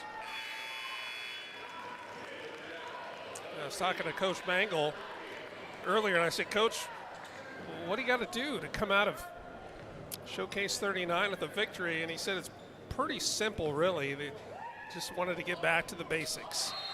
Their standard, their tough defense, rebounding, getting easy shots on offense, certainly being respectful to Piper. He knows that they have playmakers, and we've seen that tonight. But he was really hoping to kind of contain them a little bit more. Another errant shot, missed opportunity. The freshman coming up big, playing like an upperclassman. How about that? Slicing and a dicing. Pete Julien's, but his name's Alamar Brooks. He's got 2. Here's Carter, first name Jakai. And almost a highlight reel for Isaiah Sales. That's going to be one. He's going to lose sleep tonight thinking about what could have been. Isaiah Sales. There's a couple of underclassmen, and it looks like Coach Bangle's going to take a short timeout. We'll keep it right here. As I was saying, I had an opportunity to visit with Coach Bangle and talk about his season so far. And I had the fortune of broadcasting their game against DeSoto 1 week ago tonight, and fantastic matchup that was. But, they were without Dylan Everhard. He was away with his family celebrating the holiday. But, he's a big part of the team, and Coach Bangle pointed that out. Even though that Dylan was in foul trouble yesterday, he's just kind of a spark plug. He's just big, especially when he comes off of the bench. Carter Cafis, someone else that he wanted to get really involved early. Carter had not only 30 points, but the senior Carter Cafis, 12 rebounds, 4 assists, and 3 steals, and a block, and 0 turnovers last night for the Jaguars. A little bit more conversation with Coach Bangle and also Coach Wallace. Throughout the rest of this game, all tied up at 19. Here is Hayes Henderson, one of those freakish athletes. And Hayes Henderson, that was not a shot, folks. That was a pass that kind of got iron. How about Mr. Hold back? Can't get it to go. Again, like we saw in the last game, some defense, some trapping defense into the backcourt. Here's Cafis. He almost thought about hooking it underneath, but even his long arms weren't quite long enough. That's going to stay in possession of the Jaguars. Early on in quarter 2, 6:50 before halftime. Cafis hands it off, wants it back, but instead it was Hayes Henderson trying to get in on the scoring fun. He cannot connect. Here's DJ, floater out the glass, no good. Offensive rebound, correction. Defensive, that's going to be a jump ball. Possession arrow points to the right, which means that it's going to go to the Jaguars.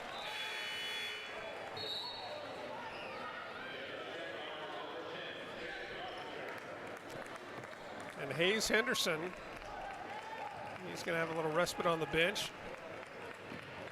Jack Carpenter comes back in. Here's Reese using his arm. Ooh, getting a little bit too high. Can certainly do that, but you cannot impede the progress of the defender. They're going to call that. Here's Cafis. When he has the size that he does, that means that he's sort of like a watchtower. He can see things that nobody else can. And he saw a streaking Jaguar, not like that kind of streaking, but a kind of a cutting Jaguar, and he found him in the right time. That puts the Jags up by 2. And here's Labatt. My goodness. What a scrappy young man. First time I've seen him this year, and boy, what a treat he is. Bernard Labatt III. If he's this good, I'd like to see what 1 and 2 are like. Good grief. Kafis, such a smooth looking shot. Using his body beautifully as P.J. Moore. Hey, how about that for the freshman, Isaiah Sales. He's got a bucket and his first varsity start.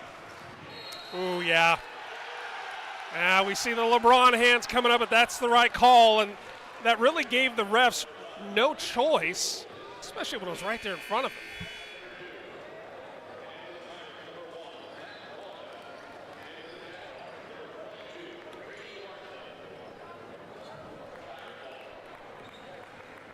Couple of substitutions, and I think Reese Riedel's going to be on the bench for just a little while here. 5:24 left before halftime. Pirates now with a 2-point lead, looking to increase the extension, the bucket. He's going to the stripe. He's trying to make three the old-fashioned way. What a beautiful play that was for DJ Derek Jackson, the 6'2" junior. You know, when you think about some of the more athletic teams, and look, let's be real, when you're playing in, any class, when you're a starter on the varsity, considering how much effort a lot of these student athletes put in on the offseason, you got to be able to play a little bit of ball. He doesn't convert on the free throw attempt. He does get the 2. Pirates still up by 4. But there's fewer teams that I've seen in the past couple of years, maybe a Highland Park, that were just more athletic than these Piper Pirates. And that athleticism is on display for all of us to see. 27-21. The largest lead of the game for the Pirates. Beg your pardon, 5:01 left before halftime, and you're watching it live on a10varsity.com. Dad, don't forget about my new cleats. Sweetie, I can't make it to Dick's this week. Have you heard of Dix.com? Have I heard of Dix.com? Have I heard of Dix.com? Whoa. Don't overthink it.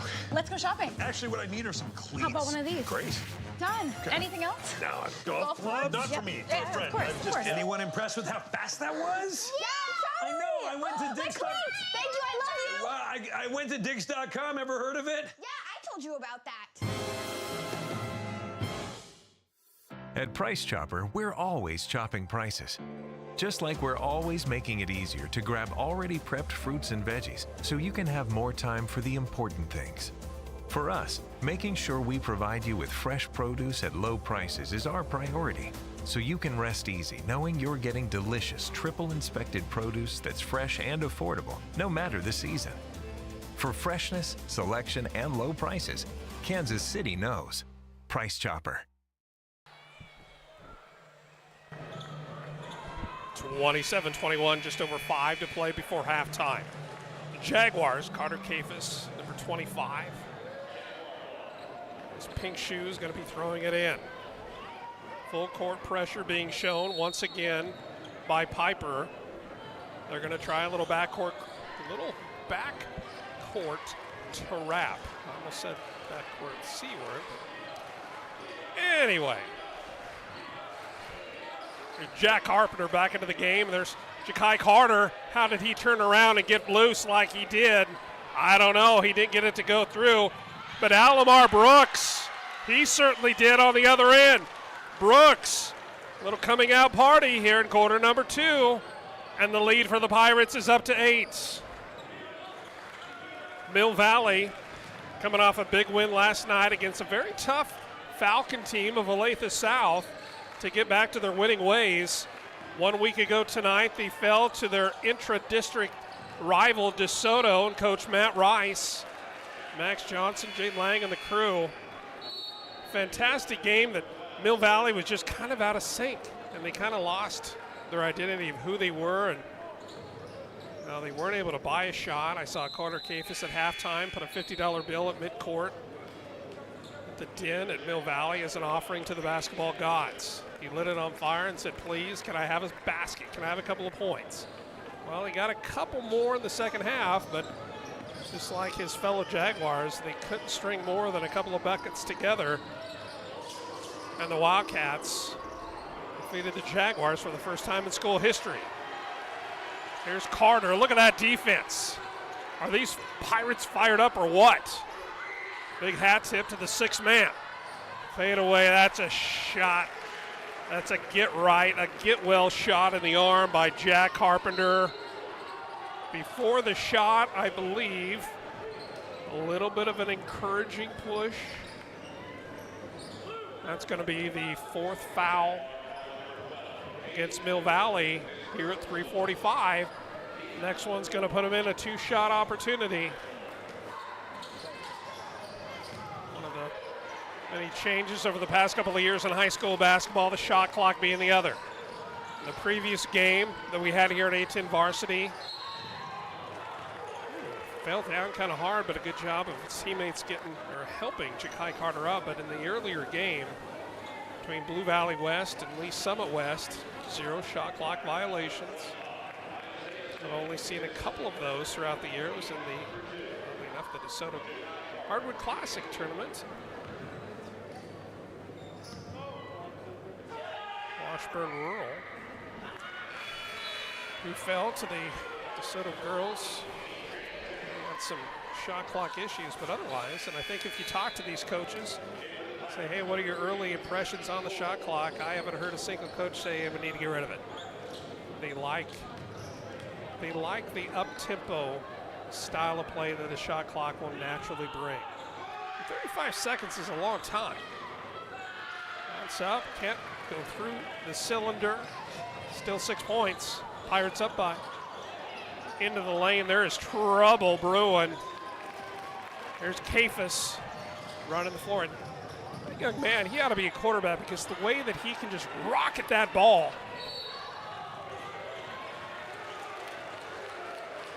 A foul going to be called. Let's see if they're going to get this one on. That's Jack Carpenter, and I believe that's going to be his second. But more importantly for Piper, and quite frankly for Mill Valley, that is the 5th team foul.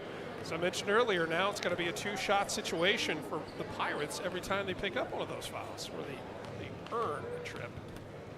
But Mill Valley committing one of those fouls. Makes the first one is Alamar Brooks, the 6-foot junior.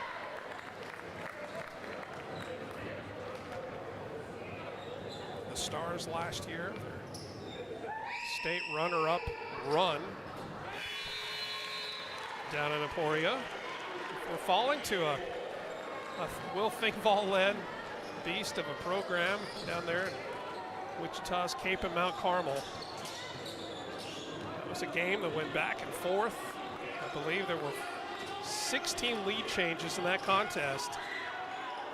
Piper was up by 4 with about 2 minutes left. That's a beautiful, beautiful shot. That's a tough shot to make. You're catching it on the fly. You got to get your shoulders around, square up to have a chance, and Carter Kafis shows us why. He's one of the top recruits in the country for his class, and he gets the roll. Piper, 33, Mill Valley, 25, 2:42 left before halftime. Ja'Kai Carter, circus-like play. Middle name Barnum, Ja'Kai Barnum Carter. Well, that kind of sounded like, who is that? That one actress, Bonham Carter? Isn't there yeah, like Helen Bonham? I don't know. Forgot our movie trivia. Carter can't use the body English to get that to drop. And my man, Ja'Kai Carter, his first year at Mill Valley, coming over from Shawnee Mission West. Actually, last year. Back to 7. Piper with the lead. PJ Moore thought about the 3. How about that? Behind the back. And another foul. Doesn't matter whether it's shooting or not. They're going to go to the line and shoot 2 of the Pirates. 2:30 left before halftime. Coach Bengal, fit to be tied, walking the sidelines.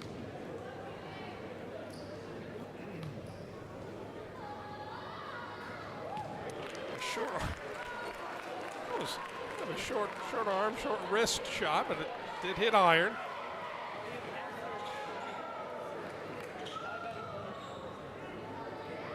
entire gym quiet while Piper is shooting their free throws. 34-26, makes the second. Carter switches between the leg, little step to the side. They're going to say he traveled. And LeBron hand goes up, but it's not going to matter. And I think, and Ja'Kai Carter's got to be awful careful.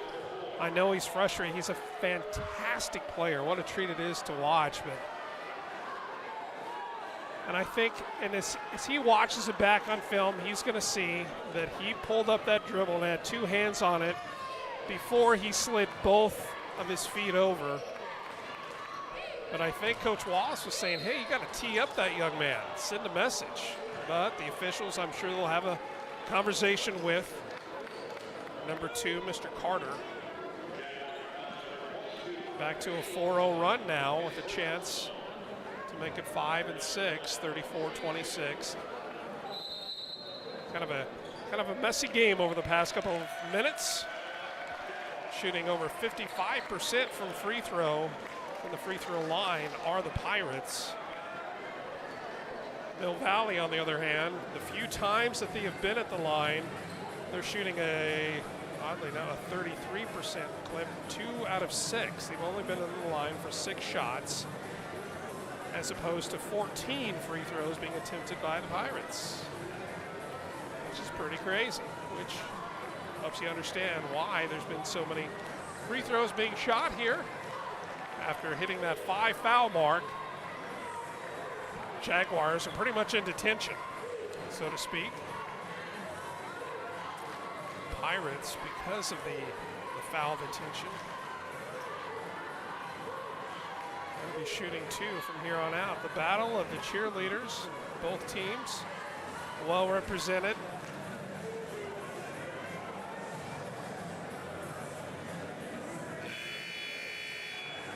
I'm really hung up on what the name, because you go to a lot of these places, you know, just at Blue Valley North last night, you know, what do they have there? The Mustang Den? The Mustang, no, not the Den. What is that? Darren's giving me that you are crazy, Sean Signs, so I'll just leave it at that. There's B3.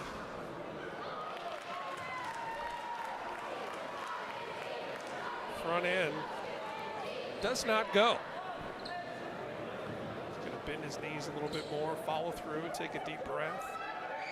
A little bit better looking shot, but still short. Cafus and the Jaguars like to put together a couple of buckets, go on somewhat of a run. They have the capability. We saw that to start the game. They're out to a 7-point lead early on in this contest. They find themselves now down by 8. And it'll stay that way, but they have a reset. There's Carter. Ooh, not sure if he touched that ball. No double dribble called. A little bit off the mark. Long pass ahead by Lance Walton, but he found Alamar Brooks. Once again, the young man has 7 second quarter points. It was the P.J. Morse show in quarter 1, Alamar Brooks in quarter 2. Who for the Jaguars is going to step up and make their presence felt? Cafus with a nice look, step to the rim, but it circles the drain and it comes back out. Back to possession of Piper. Mill Valley ranked number 3 in the latest 3 in the entire Kansas City metro area across both state lines in the late December 8-10 varsity top 25. Pirates, so on a 6-0 run, 106-105. Hey, how about DJ Derek Jackson? 2 more for the 6'2 junior. 38-26. Jaguars in a little bit of a funk. And right now, there's no question that the Jaguars are certainly just being outplayed and out-hustled by the Pirates. Coach Bangle did tell me that if the game did kind of go like this, there's a chance that these Jaguars are going to be practicing when they get back to Mill Valley tonight. I can tell you this, that Coach Bangle will have some words of wisdom and Some great coaching for his Jaguars at halftime. Opportunity for a little reset, and I'd love to see the official on the far side just having a conversation with number 2, Ja'Kai Carter, letting him know exactly why the foul was called against him. And I know that Mr. Carter probably doesn't agree, but a great job by this officiating crew. We've had some really good crews here throughout the day, as we always do, quite frankly. Showcases. Make it 40. 48, 47, left before halftime, 40-26. Mill Valley in a hole. 14 points separate the two. Only about 15 miles, but 14 points, and again, pickpocketed DJ, beautiful. Alomar Brooks doing it again. He's got 9 in quarter 2. Shot clock is off. 23-22 on the game clock. Underneath, can't get it to go, but Thatcher Ivey will go to the free throw line. He's going to shoot 2. Alomar Brooks picks up his, I believe, first. Pirates now on a 10-0 run. Thatcher Ivey looking to stop the bleeding. And he does. A scoring drought that lasted nearly 4 minutes. Darren's telling me 5. 5 minutes. Just under 20 seconds before we check out for halftime. Thatcher Ivey makes the first, he makes the second, he's got 2. Jags have 28 to the 42 for the Pirates. Here's Johnny Vogel back into the game. Spark plug that he is. Derek Jackson playing for the last shot. He's got 7, 6 to do something with it. Kafis coming out, trying to pick it away from him. And with that, nobody there to help him out. Carter Kafis trying to make it happen. Need a little more backside help, do the Jags. Going into the break, believe it or not, the Pirates have 44, and the Jaguars of Mill Valley with 28. 44-28, game number 4, the nightcap. Showcase number 39, and you're watching it live. And only your home for high school sports, that is A10 Varsity. A10varsity.com. We'll be back. Get a shake with your points and some fries on the side with your points. You get more with every order. Woo! Get a Whataburger or a patty melt or some breakfast with the points. You get more with every order. Get a biscuit or a brownie, but no matter what you pick, you get more. Like your favorite Whataburger or whatever, 'cause it all gives you more with Whataburger Rewards.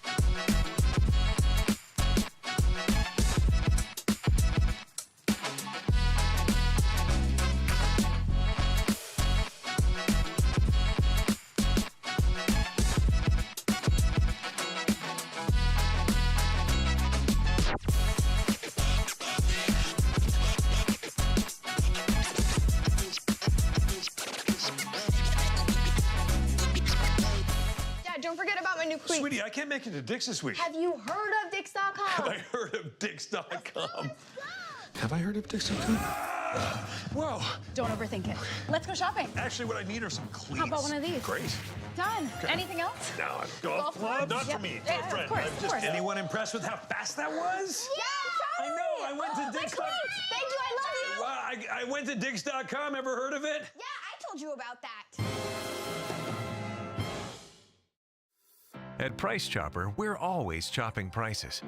Just like we're always making it easier to grab already prepped fruits and veggies so you can have more time for the important things. For us, making sure we provide you with fresh produce at low prices is our priority, so you can rest easy knowing you're getting delicious triple inspected produce that's fresh and affordable, no matter the season. For freshness, selection, and low prices, Kansas City knows. Price Chopper.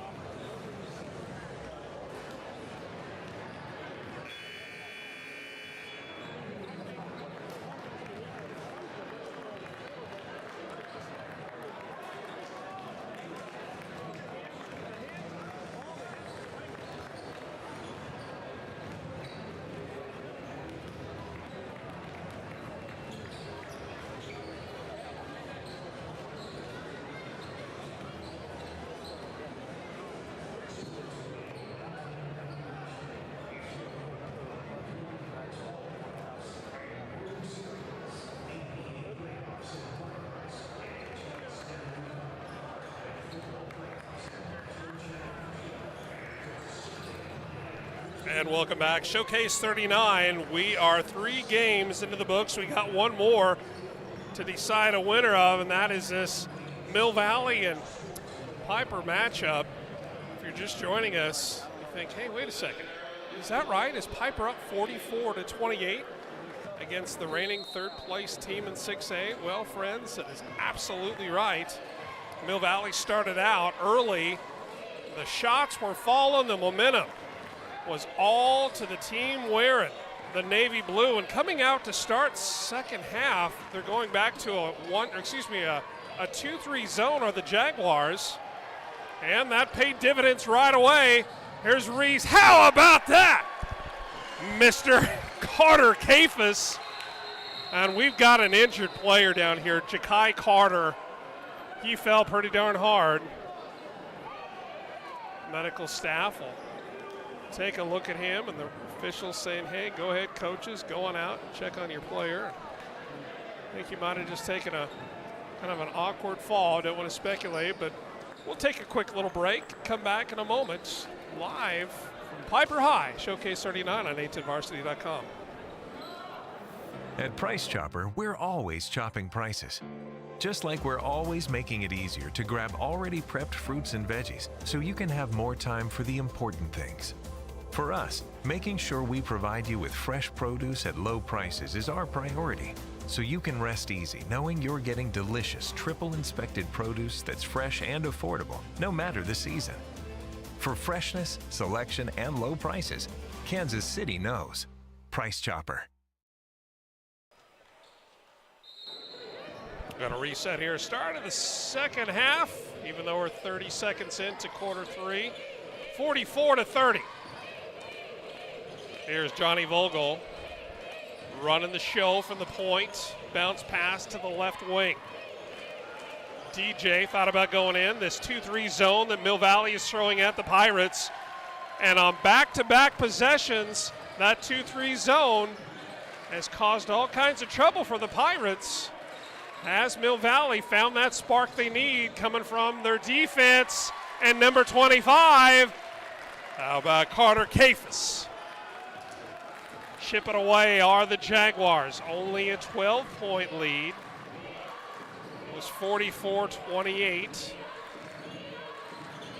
So far, a 4-0 run for Mill Valley, just what the doctor ordered for the Jaguars.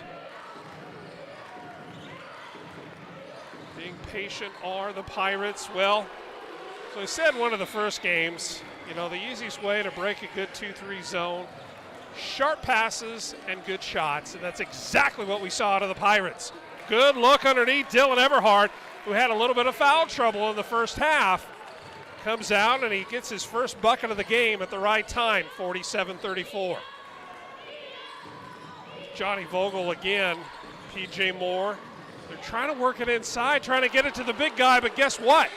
When you got sharpshooters from the outside knocking down threes, you really don't have to get it to the big fella inside. Great adjustments by both teams. Cutting Dylan Everhard was right there. There's Thatcher Ivy having some trouble. Johnny Vogel to DJ. DJ off balance. Gets it to go. Pirates are clicking, 52-34. 6-4 so far in the the third quarter. Make it 8-4, if you will. Total score 52-36. Carter Kafis kind of starting to feel him heat up here in the second half. And Vogel doing a great job, but how about that defense? I think Coach Wallace was not happy with PJ Moore. And unfortunately for number 0, PJ Moore was within earshot. And Coach Wallace used that as kind of a teachable moment, as they say. I can relate to a lot of those. Johnny Vogel gets it into DJ. Still a 2-3, kind of a, well, I say that. What do we have? We have a 2-1-2. A lot of pressure on Dylan Everhard, which is a tall task for someone that potentially is in a little bit of foul trouble. He's only got a couple, but he's so aggressive. Hey, how about that? He heard me. He said, hey, you know what? Pipe down up there. Big fella, Dylan Everhart. He's got 4 in the entire game, and all 4 of those points coming in the third quarter. 52-38. Spreading it out. Back to set plays for Piper. 18-17 on the shot clock. DJ says, hey, I'm at the elbow looking for a little bit of help. Vogel passes up a 3.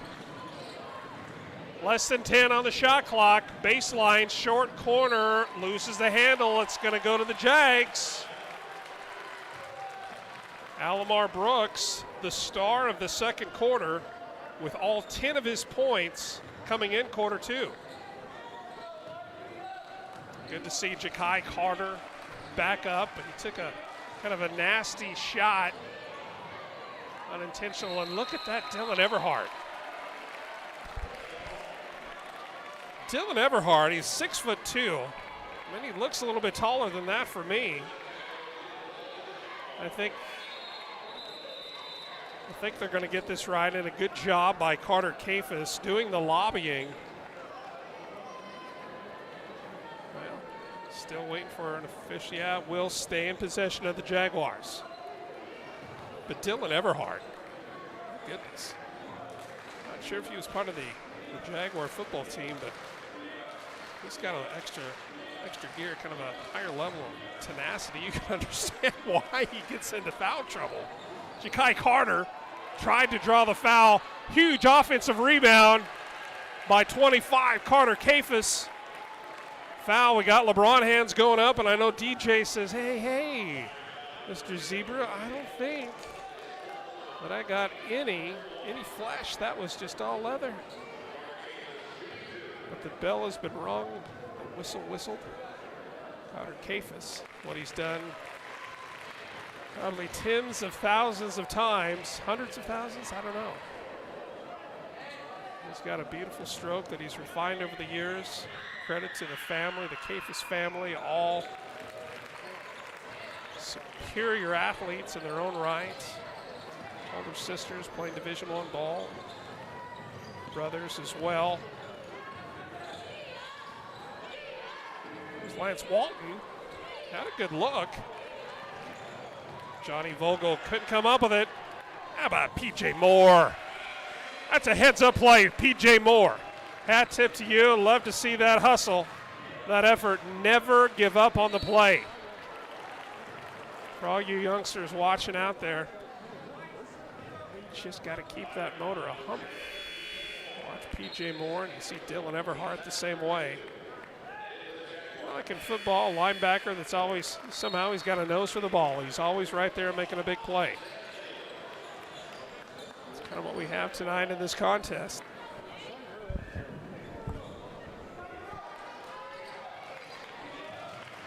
Halfway through the third quarter, there's Dylan Everhart.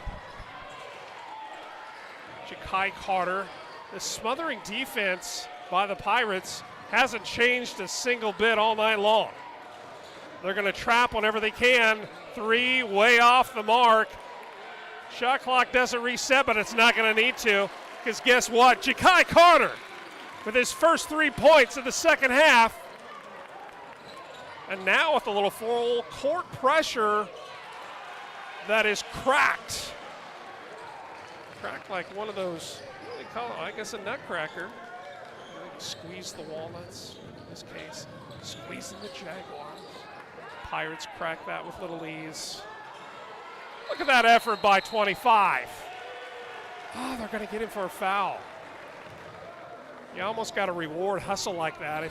Okay, maybe he got a little bit handsy, but can we also recognize the effort and the hustle by Carter Kafis, one of the top players in the region and the state, certainly.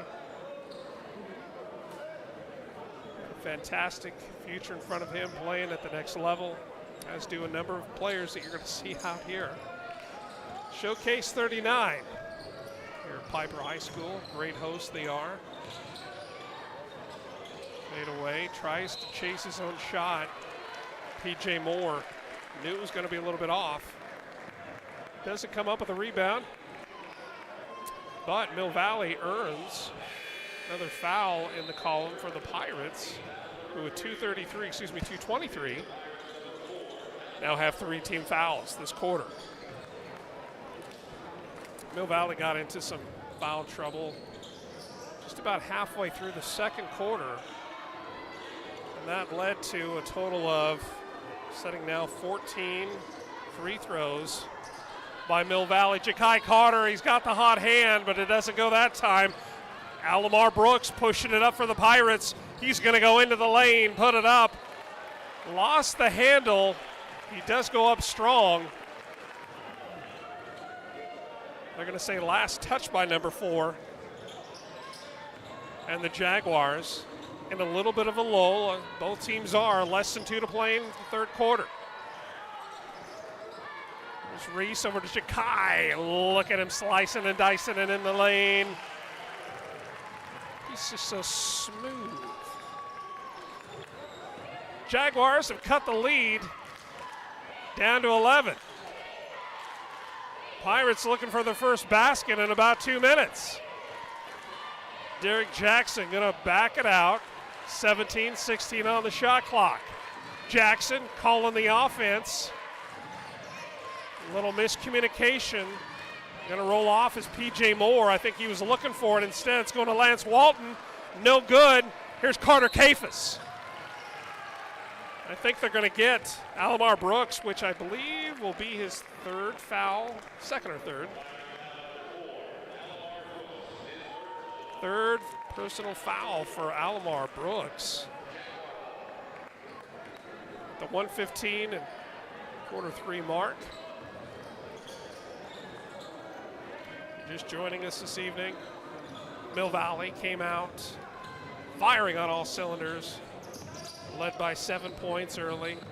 But since then, it's been the Pirates who just steadily kind of clawed back to claim their booty. The booty that they think is that theirs, you know, they are on their home court. Speaking of the Pirate, right there at midcourt, staring you right in the eye. Here on 8-10 Varsity, short corner hop, back up top. DJ, I love that floater. That's a good move by that 6'2" junior, Ja'Kai Carter. And a block, Lance Walton.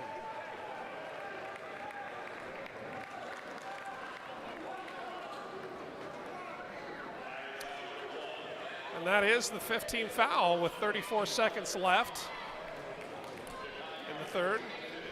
So every foul from here on out, shooting or not, will be worth a couple of charity stripe tries. Carter makes his second.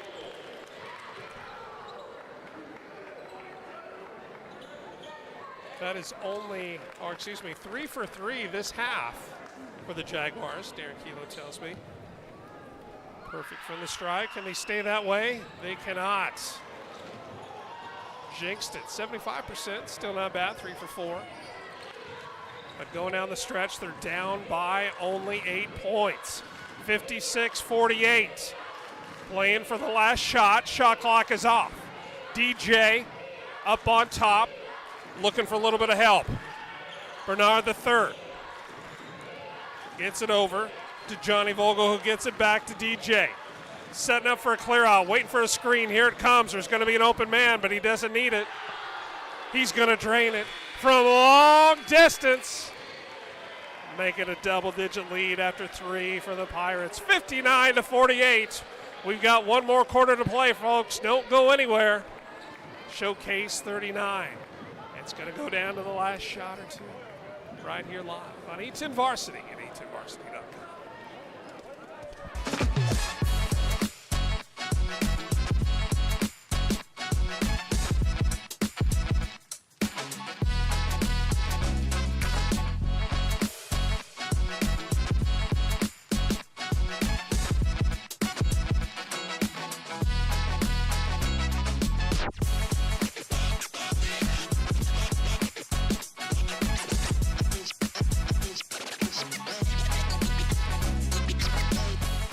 Dad, don't forget about my new cleats. Sweetie, I can't make it to Dick's this week. Have you heard of Dick's Dix.com. I heard of Dix.com.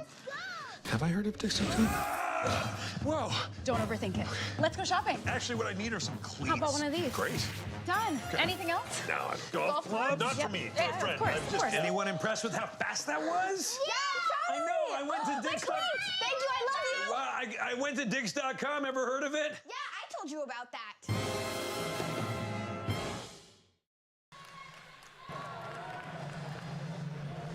Three quarters in the books, 59-48. We have one more quarter in regulation to determine who's going to take the nightcap between the Jaguars out of Mill Valley and the host of the showcase, the Pirates of Piper High.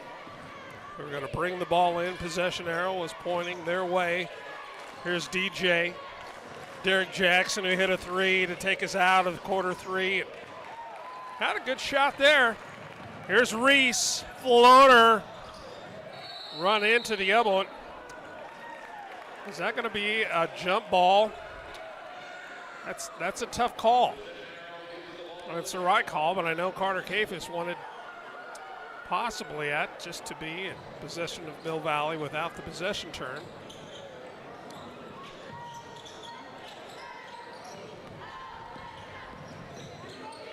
(44-28) after two quarters. 59-48 after three. And losing the handles was Derek Jackson, beg your pardon. Look at this cough drop out. Ooh. Let's see. We're going to get PJ Moore for the little slap of the hand. You can't do that, my man. Shakai Carter coming back in for Dylan Everhart. Shakai Carter, he's got 8 so far, a little bit off of his season average of over 20. He's had some good looks. And look at him there, right on cue. Trying to make his own shot. Jaguars have 6:58, 6:57 to close the gap that's sitting at 11 to tie and take the lead. But Derek Jackson, see, waits for the screen, back-to-back screens. I'm going to say someone's got to be open. Just off the mark. Neither team can buy a shot right now. Carter Cafis with the outlet pass. Intercepted again, going the other way. Bounce pass, that's beautiful. Draw and the foul against Carter Cafis. I believe that's going to be his second. Mentioned the stat line for Carter Cafis last night. A zillion points, a gazillion rebounds, some steals, some blocks, not a single turnover for the 6'5" senior.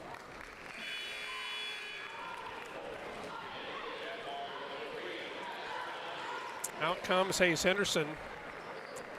Back into the game is Thatcher Ivy.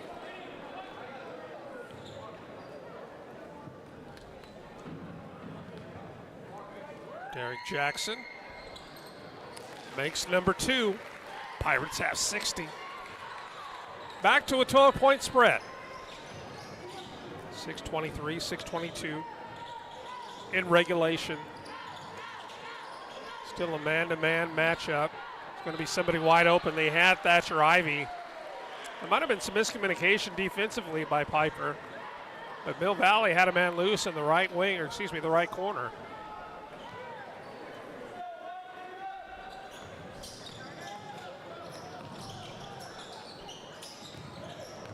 There's Reese Riedel, who's been a little bit quiet since early on.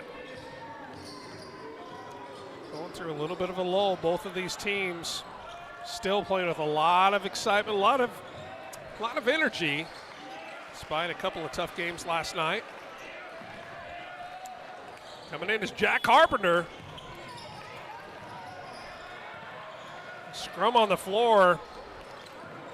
Going to come up the way of the Pirates. Here's PJ Moore into the lane. Ooh, An offensive foul.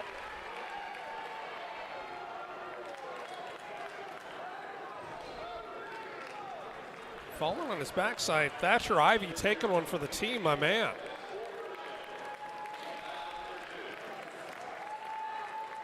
And Dylan Everhart is going to check back in for the Jaguars. This is Lance Walton for the Pirates. Thatcher Ivey kind of taking a slow walk to the end of the bench. And collect himself. He'll get back out there and put in some quality minutes for the Jaguars, who have the ball but are down by 12. Fourth quarter action, 5:31. Here's Ja'Kai Carter. You know, sometimes I think he almost lets his athleticism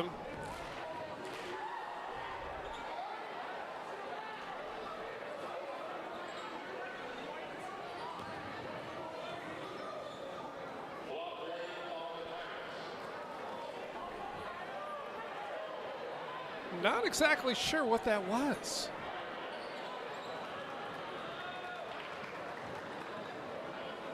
For a second there, I thought he was calling a 3-second call, but that certainly wouldn't have been it that late. But regardless, Piper comes up with it. There's Johnny Vogel doing what he does best, dishing it out to his playmakers. But, right, Johnny Vogel. He dishes it out, but sometimes he can't take it very well, and he didn't on that one. Hey, there's a get-right basket. Reese Riedel, his first points since the first quarter. Couldn't come at a better time for the Jaguars, who are now down by 9 to the home Pirates. 5:06 left in the fourth quarter. We'll be right back on a10varsity.com. At Price Chopper, we're always chopping prices. Just like we're always making it easier to grab already prepped fruits and veggies so you can have more time for the important things. For us, making sure we provide you with fresh produce at low prices is our priority, so you can rest easy knowing you're getting delicious triple inspected produce that's fresh and affordable, no matter the season. For freshness, selection, and low prices, Kansas City knows. Price Chopper.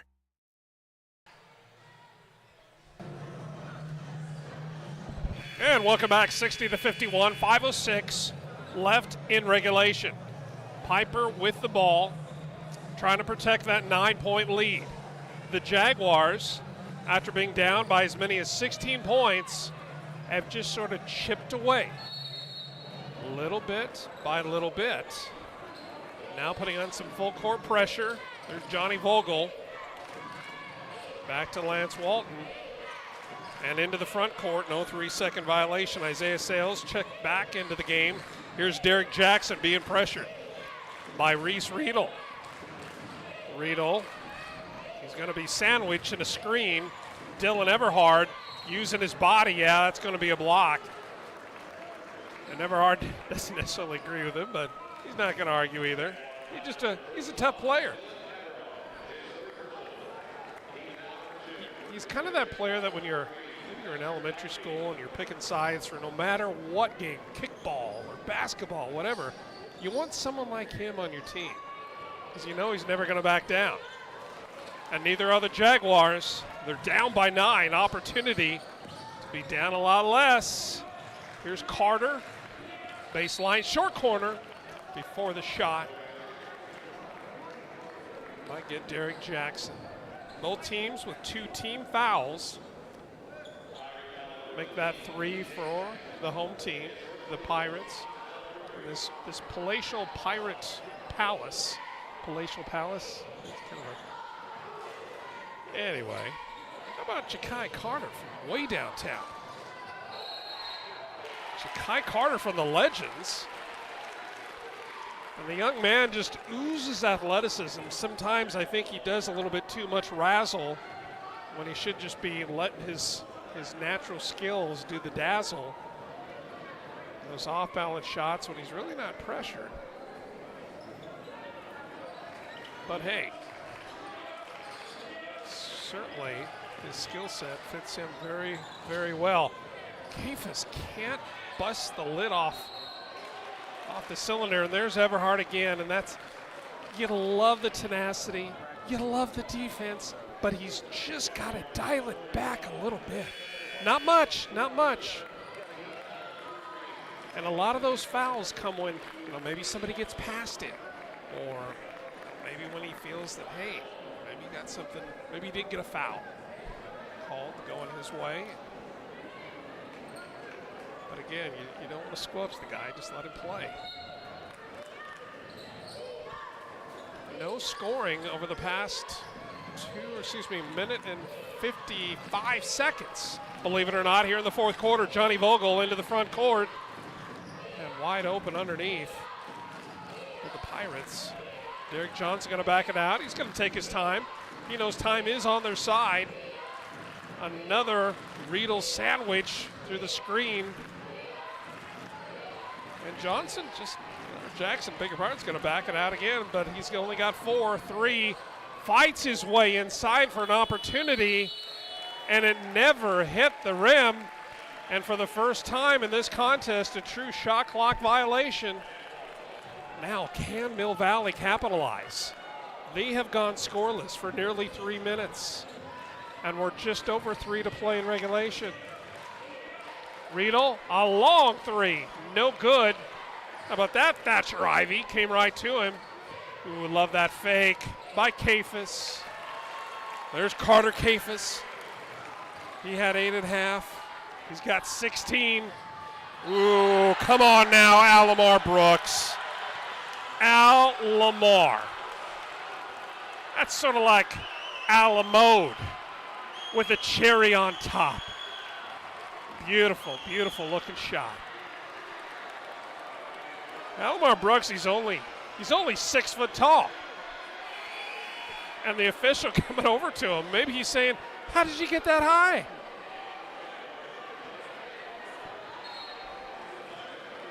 That is going to get the crowd here at Piper High School on their feet, excited. The students, the parents. Unofficial attendance here, Piper High for Showcase number 39 for A-10 Varsity. 1,912 unofficial attendance. Another great showing here for a Showcase. Even when the weather's a little bit nasty. Glad you're spending some of your Saturday evening with us, where these young student athletes are showcasing their talent. It's pie time in quarter four, 3:14.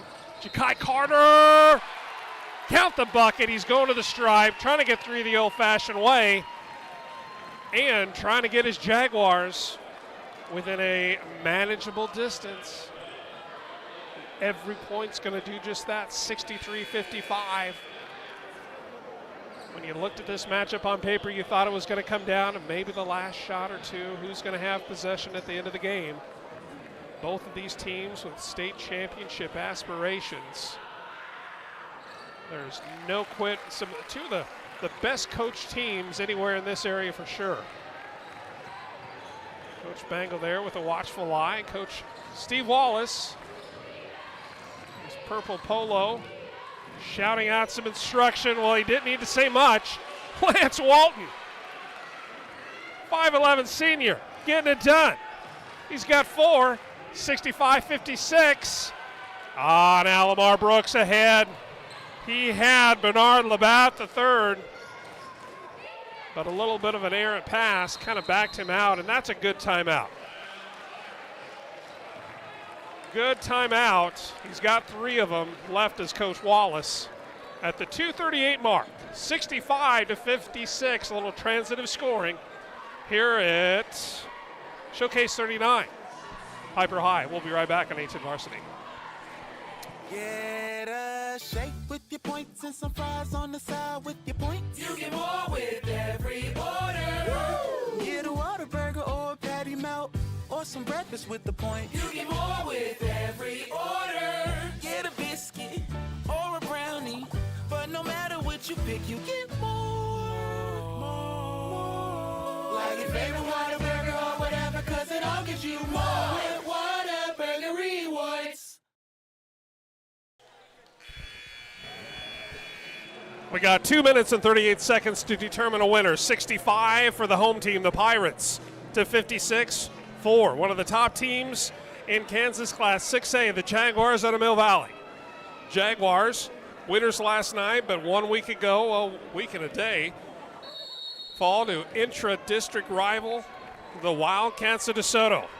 And Piper would like to hang on another L. And Steve Wallace, not sure what he was saying, but it doesn't matter. P.J. Moore underneath gets his own rebound, still doesn't go in. How about that? Second, third, fourth chances for the Pirates. These still cannot connect and convert. Still a 9-point spread. Here's Carter Kafis turning around, dragging the foot, cannot get it to go. That's got to be frustrating for the big senior. Whipping it right ahead, short corner, back up top, dangerous pass. Pull-up jumper from 15 off the front, or side of the iron. How about that? Razzle-dazzle, my man. Bernard Labatt, the third. With the assist and the finish for the Pirates. Back up to 11 points. Good rebound by Riedel. Reese Riedel. Reese, oh my goodness. That young man, Reese Riedel, converts it back to 9. P.J. Moore. Guess who he finds? Lance Walton. How big has Lance Walton been in this fourth quarter? He's got 4 points. 4 over the past minute and a half. And Bernard Labatt the third. BL3. How about we just go with that? BL3 going to be called for the foul, the 5'9" sophomore. You know, I mentioned it earlier in the game, but the underclass talent on both of these teams, as I mentioned, the Jaguars only bringing in 2 seniors, Carter Kafis and Thatcher Ivey. Everyone else underclassmen. And with the Pirates, we have a couple more seniors, Lance Walton, Farrell Mack, and Maddox Davis. The 6'7" senior Maddox Davis. And another, by the way, it's worth mentioning that Maddox Sprague, 6'7" sophomore, he is getting his first varsity action tonight for the Pirates. Cooper Crawford, wearing the number 5. He's a big 6'7" junior. He's going to be fun to watch as well. He is unavailable tonight, but the Pirates 1 minute and 7 seconds away saying, hey, you know, we've got the crew on the floor that we think we can do this. And I'm not sure that you can necessarily call this an upset.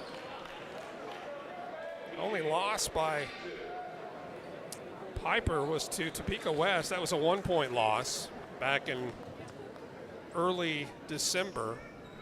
Kind of looking ahead, both of these teams, we'll get to that in a second. Rick kind of circles the drain again, does not go in. Hayes Henderson coming in for his rebounding acumen. The young man that's been reported, he's got a 40-inch vertical jump. That's just ridiculous. That's not even possible. Makes one of the two. 10 points, 70-60, 1 minute left. Here's Ja'Kai Carter trying to bring his team back. He's going to go to the free throw line. He's going to shoot 2, trying to make it an 8-point game. Coach Wallace not happy. Coach Wallace, he says, hey, BL3, my man, you just got to be a little bit smarter. Here's Carter, makes the first, 70-61. Both teams with 5 team fouls, 2 timeouts left for Pittsburgh, for Piper. It's been a long day. And 1 timeout left for Mill Valley. Alomar Brooks to inbound. Here's Johnny Vogel. Johnny Vogel, the 5'10" junior, impressive. He has been, and there is Vogel. They're not going to push it up. They don't need to. He's a good free throw shooter coming into this game. Johnny Vogel shooting over 70% from the charity stripe. And it's going to be the 4th foul on Reese Riedel. Jaguars this half shooting 89%, while the Pirates shooting at 60%. Make that 67 I believe. Shout out to Darren Kelo, great statistician here.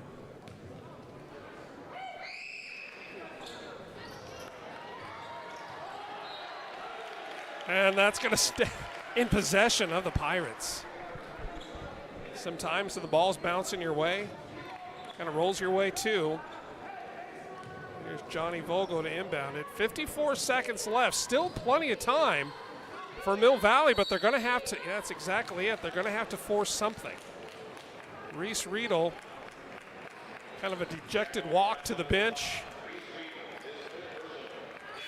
And that's going to do it, and that's certainly not an ideal situation for Coach Kurt Bangle and the Jaguars. At the line for the Pirates, Derek Jackson. He's going to be shooting too, but after this game, both teams with only one loss. The next few games aren't going to get much easier for Piper either. It's Shawnee Heights, one of the top teams. Also a school that head coach Steve Wallace coached at and took that program to a state championship, and then Basel Linwood. They've got Coach McBride and the Bobcats the next game after. Good hustle by Hayes Henderson. And again, how many times have we seen that? Both of, and you know, if things go as they look that they just might with 40 seconds left, Mill Valley down by 11. This is really kind of a carbon copy of what we saw a week and a day ago with their game against DeSoto High. They just couldn't connect on some of those easy buckets, not because they were bad shots, not because they were off balance or they weren't squared up. Sometimes they just don't fall. Hustle is there. But once you start missing a few of those and it kind of gets in your head and you start thinking more about the shot than you do maybe your defense or setting a harder screen for your teammates. Alomar Brooks. Make it 12. He does. 74-62. Still time. 35. Carter. Short arms at front iron. Coming the other way, Lance Walton. Gets it to Derek Jackson. And Hayes Henderson. Slow walk back. Well, they're going to get Jack. Yeah, that's Jack Carpenter's 5th personal foul. He will be walking out. Coming into the game, Carter Clark, 6'3" junior, seeing his first action tonight. Grady Larson coming back in as well. A lot of the Mill Valley faithful starting to raise up out of their seats. Let's see what's coming, but again, crazier things have happened, folks. 26 seconds. 12 points, not impossible. Tough hill to climb, but not impossible. I'm saying there's a chance.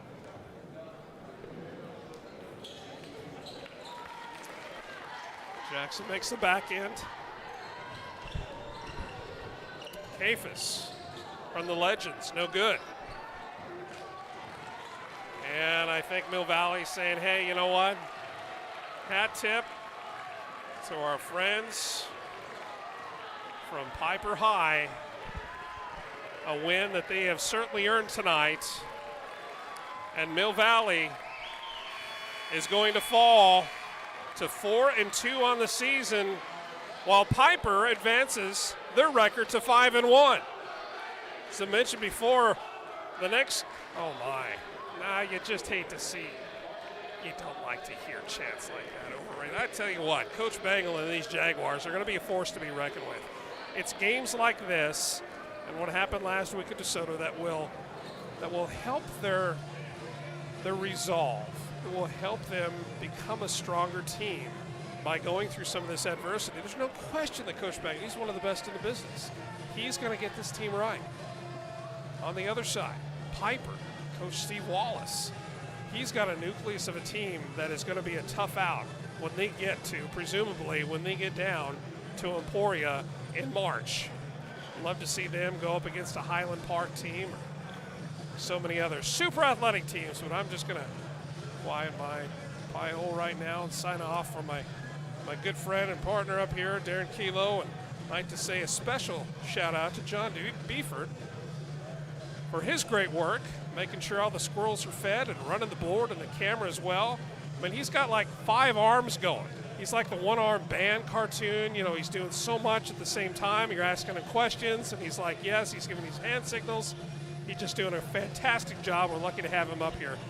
My name's Sean Brewer, and until next time, we say goodbye from Piper, and Showcase 39 is in the books.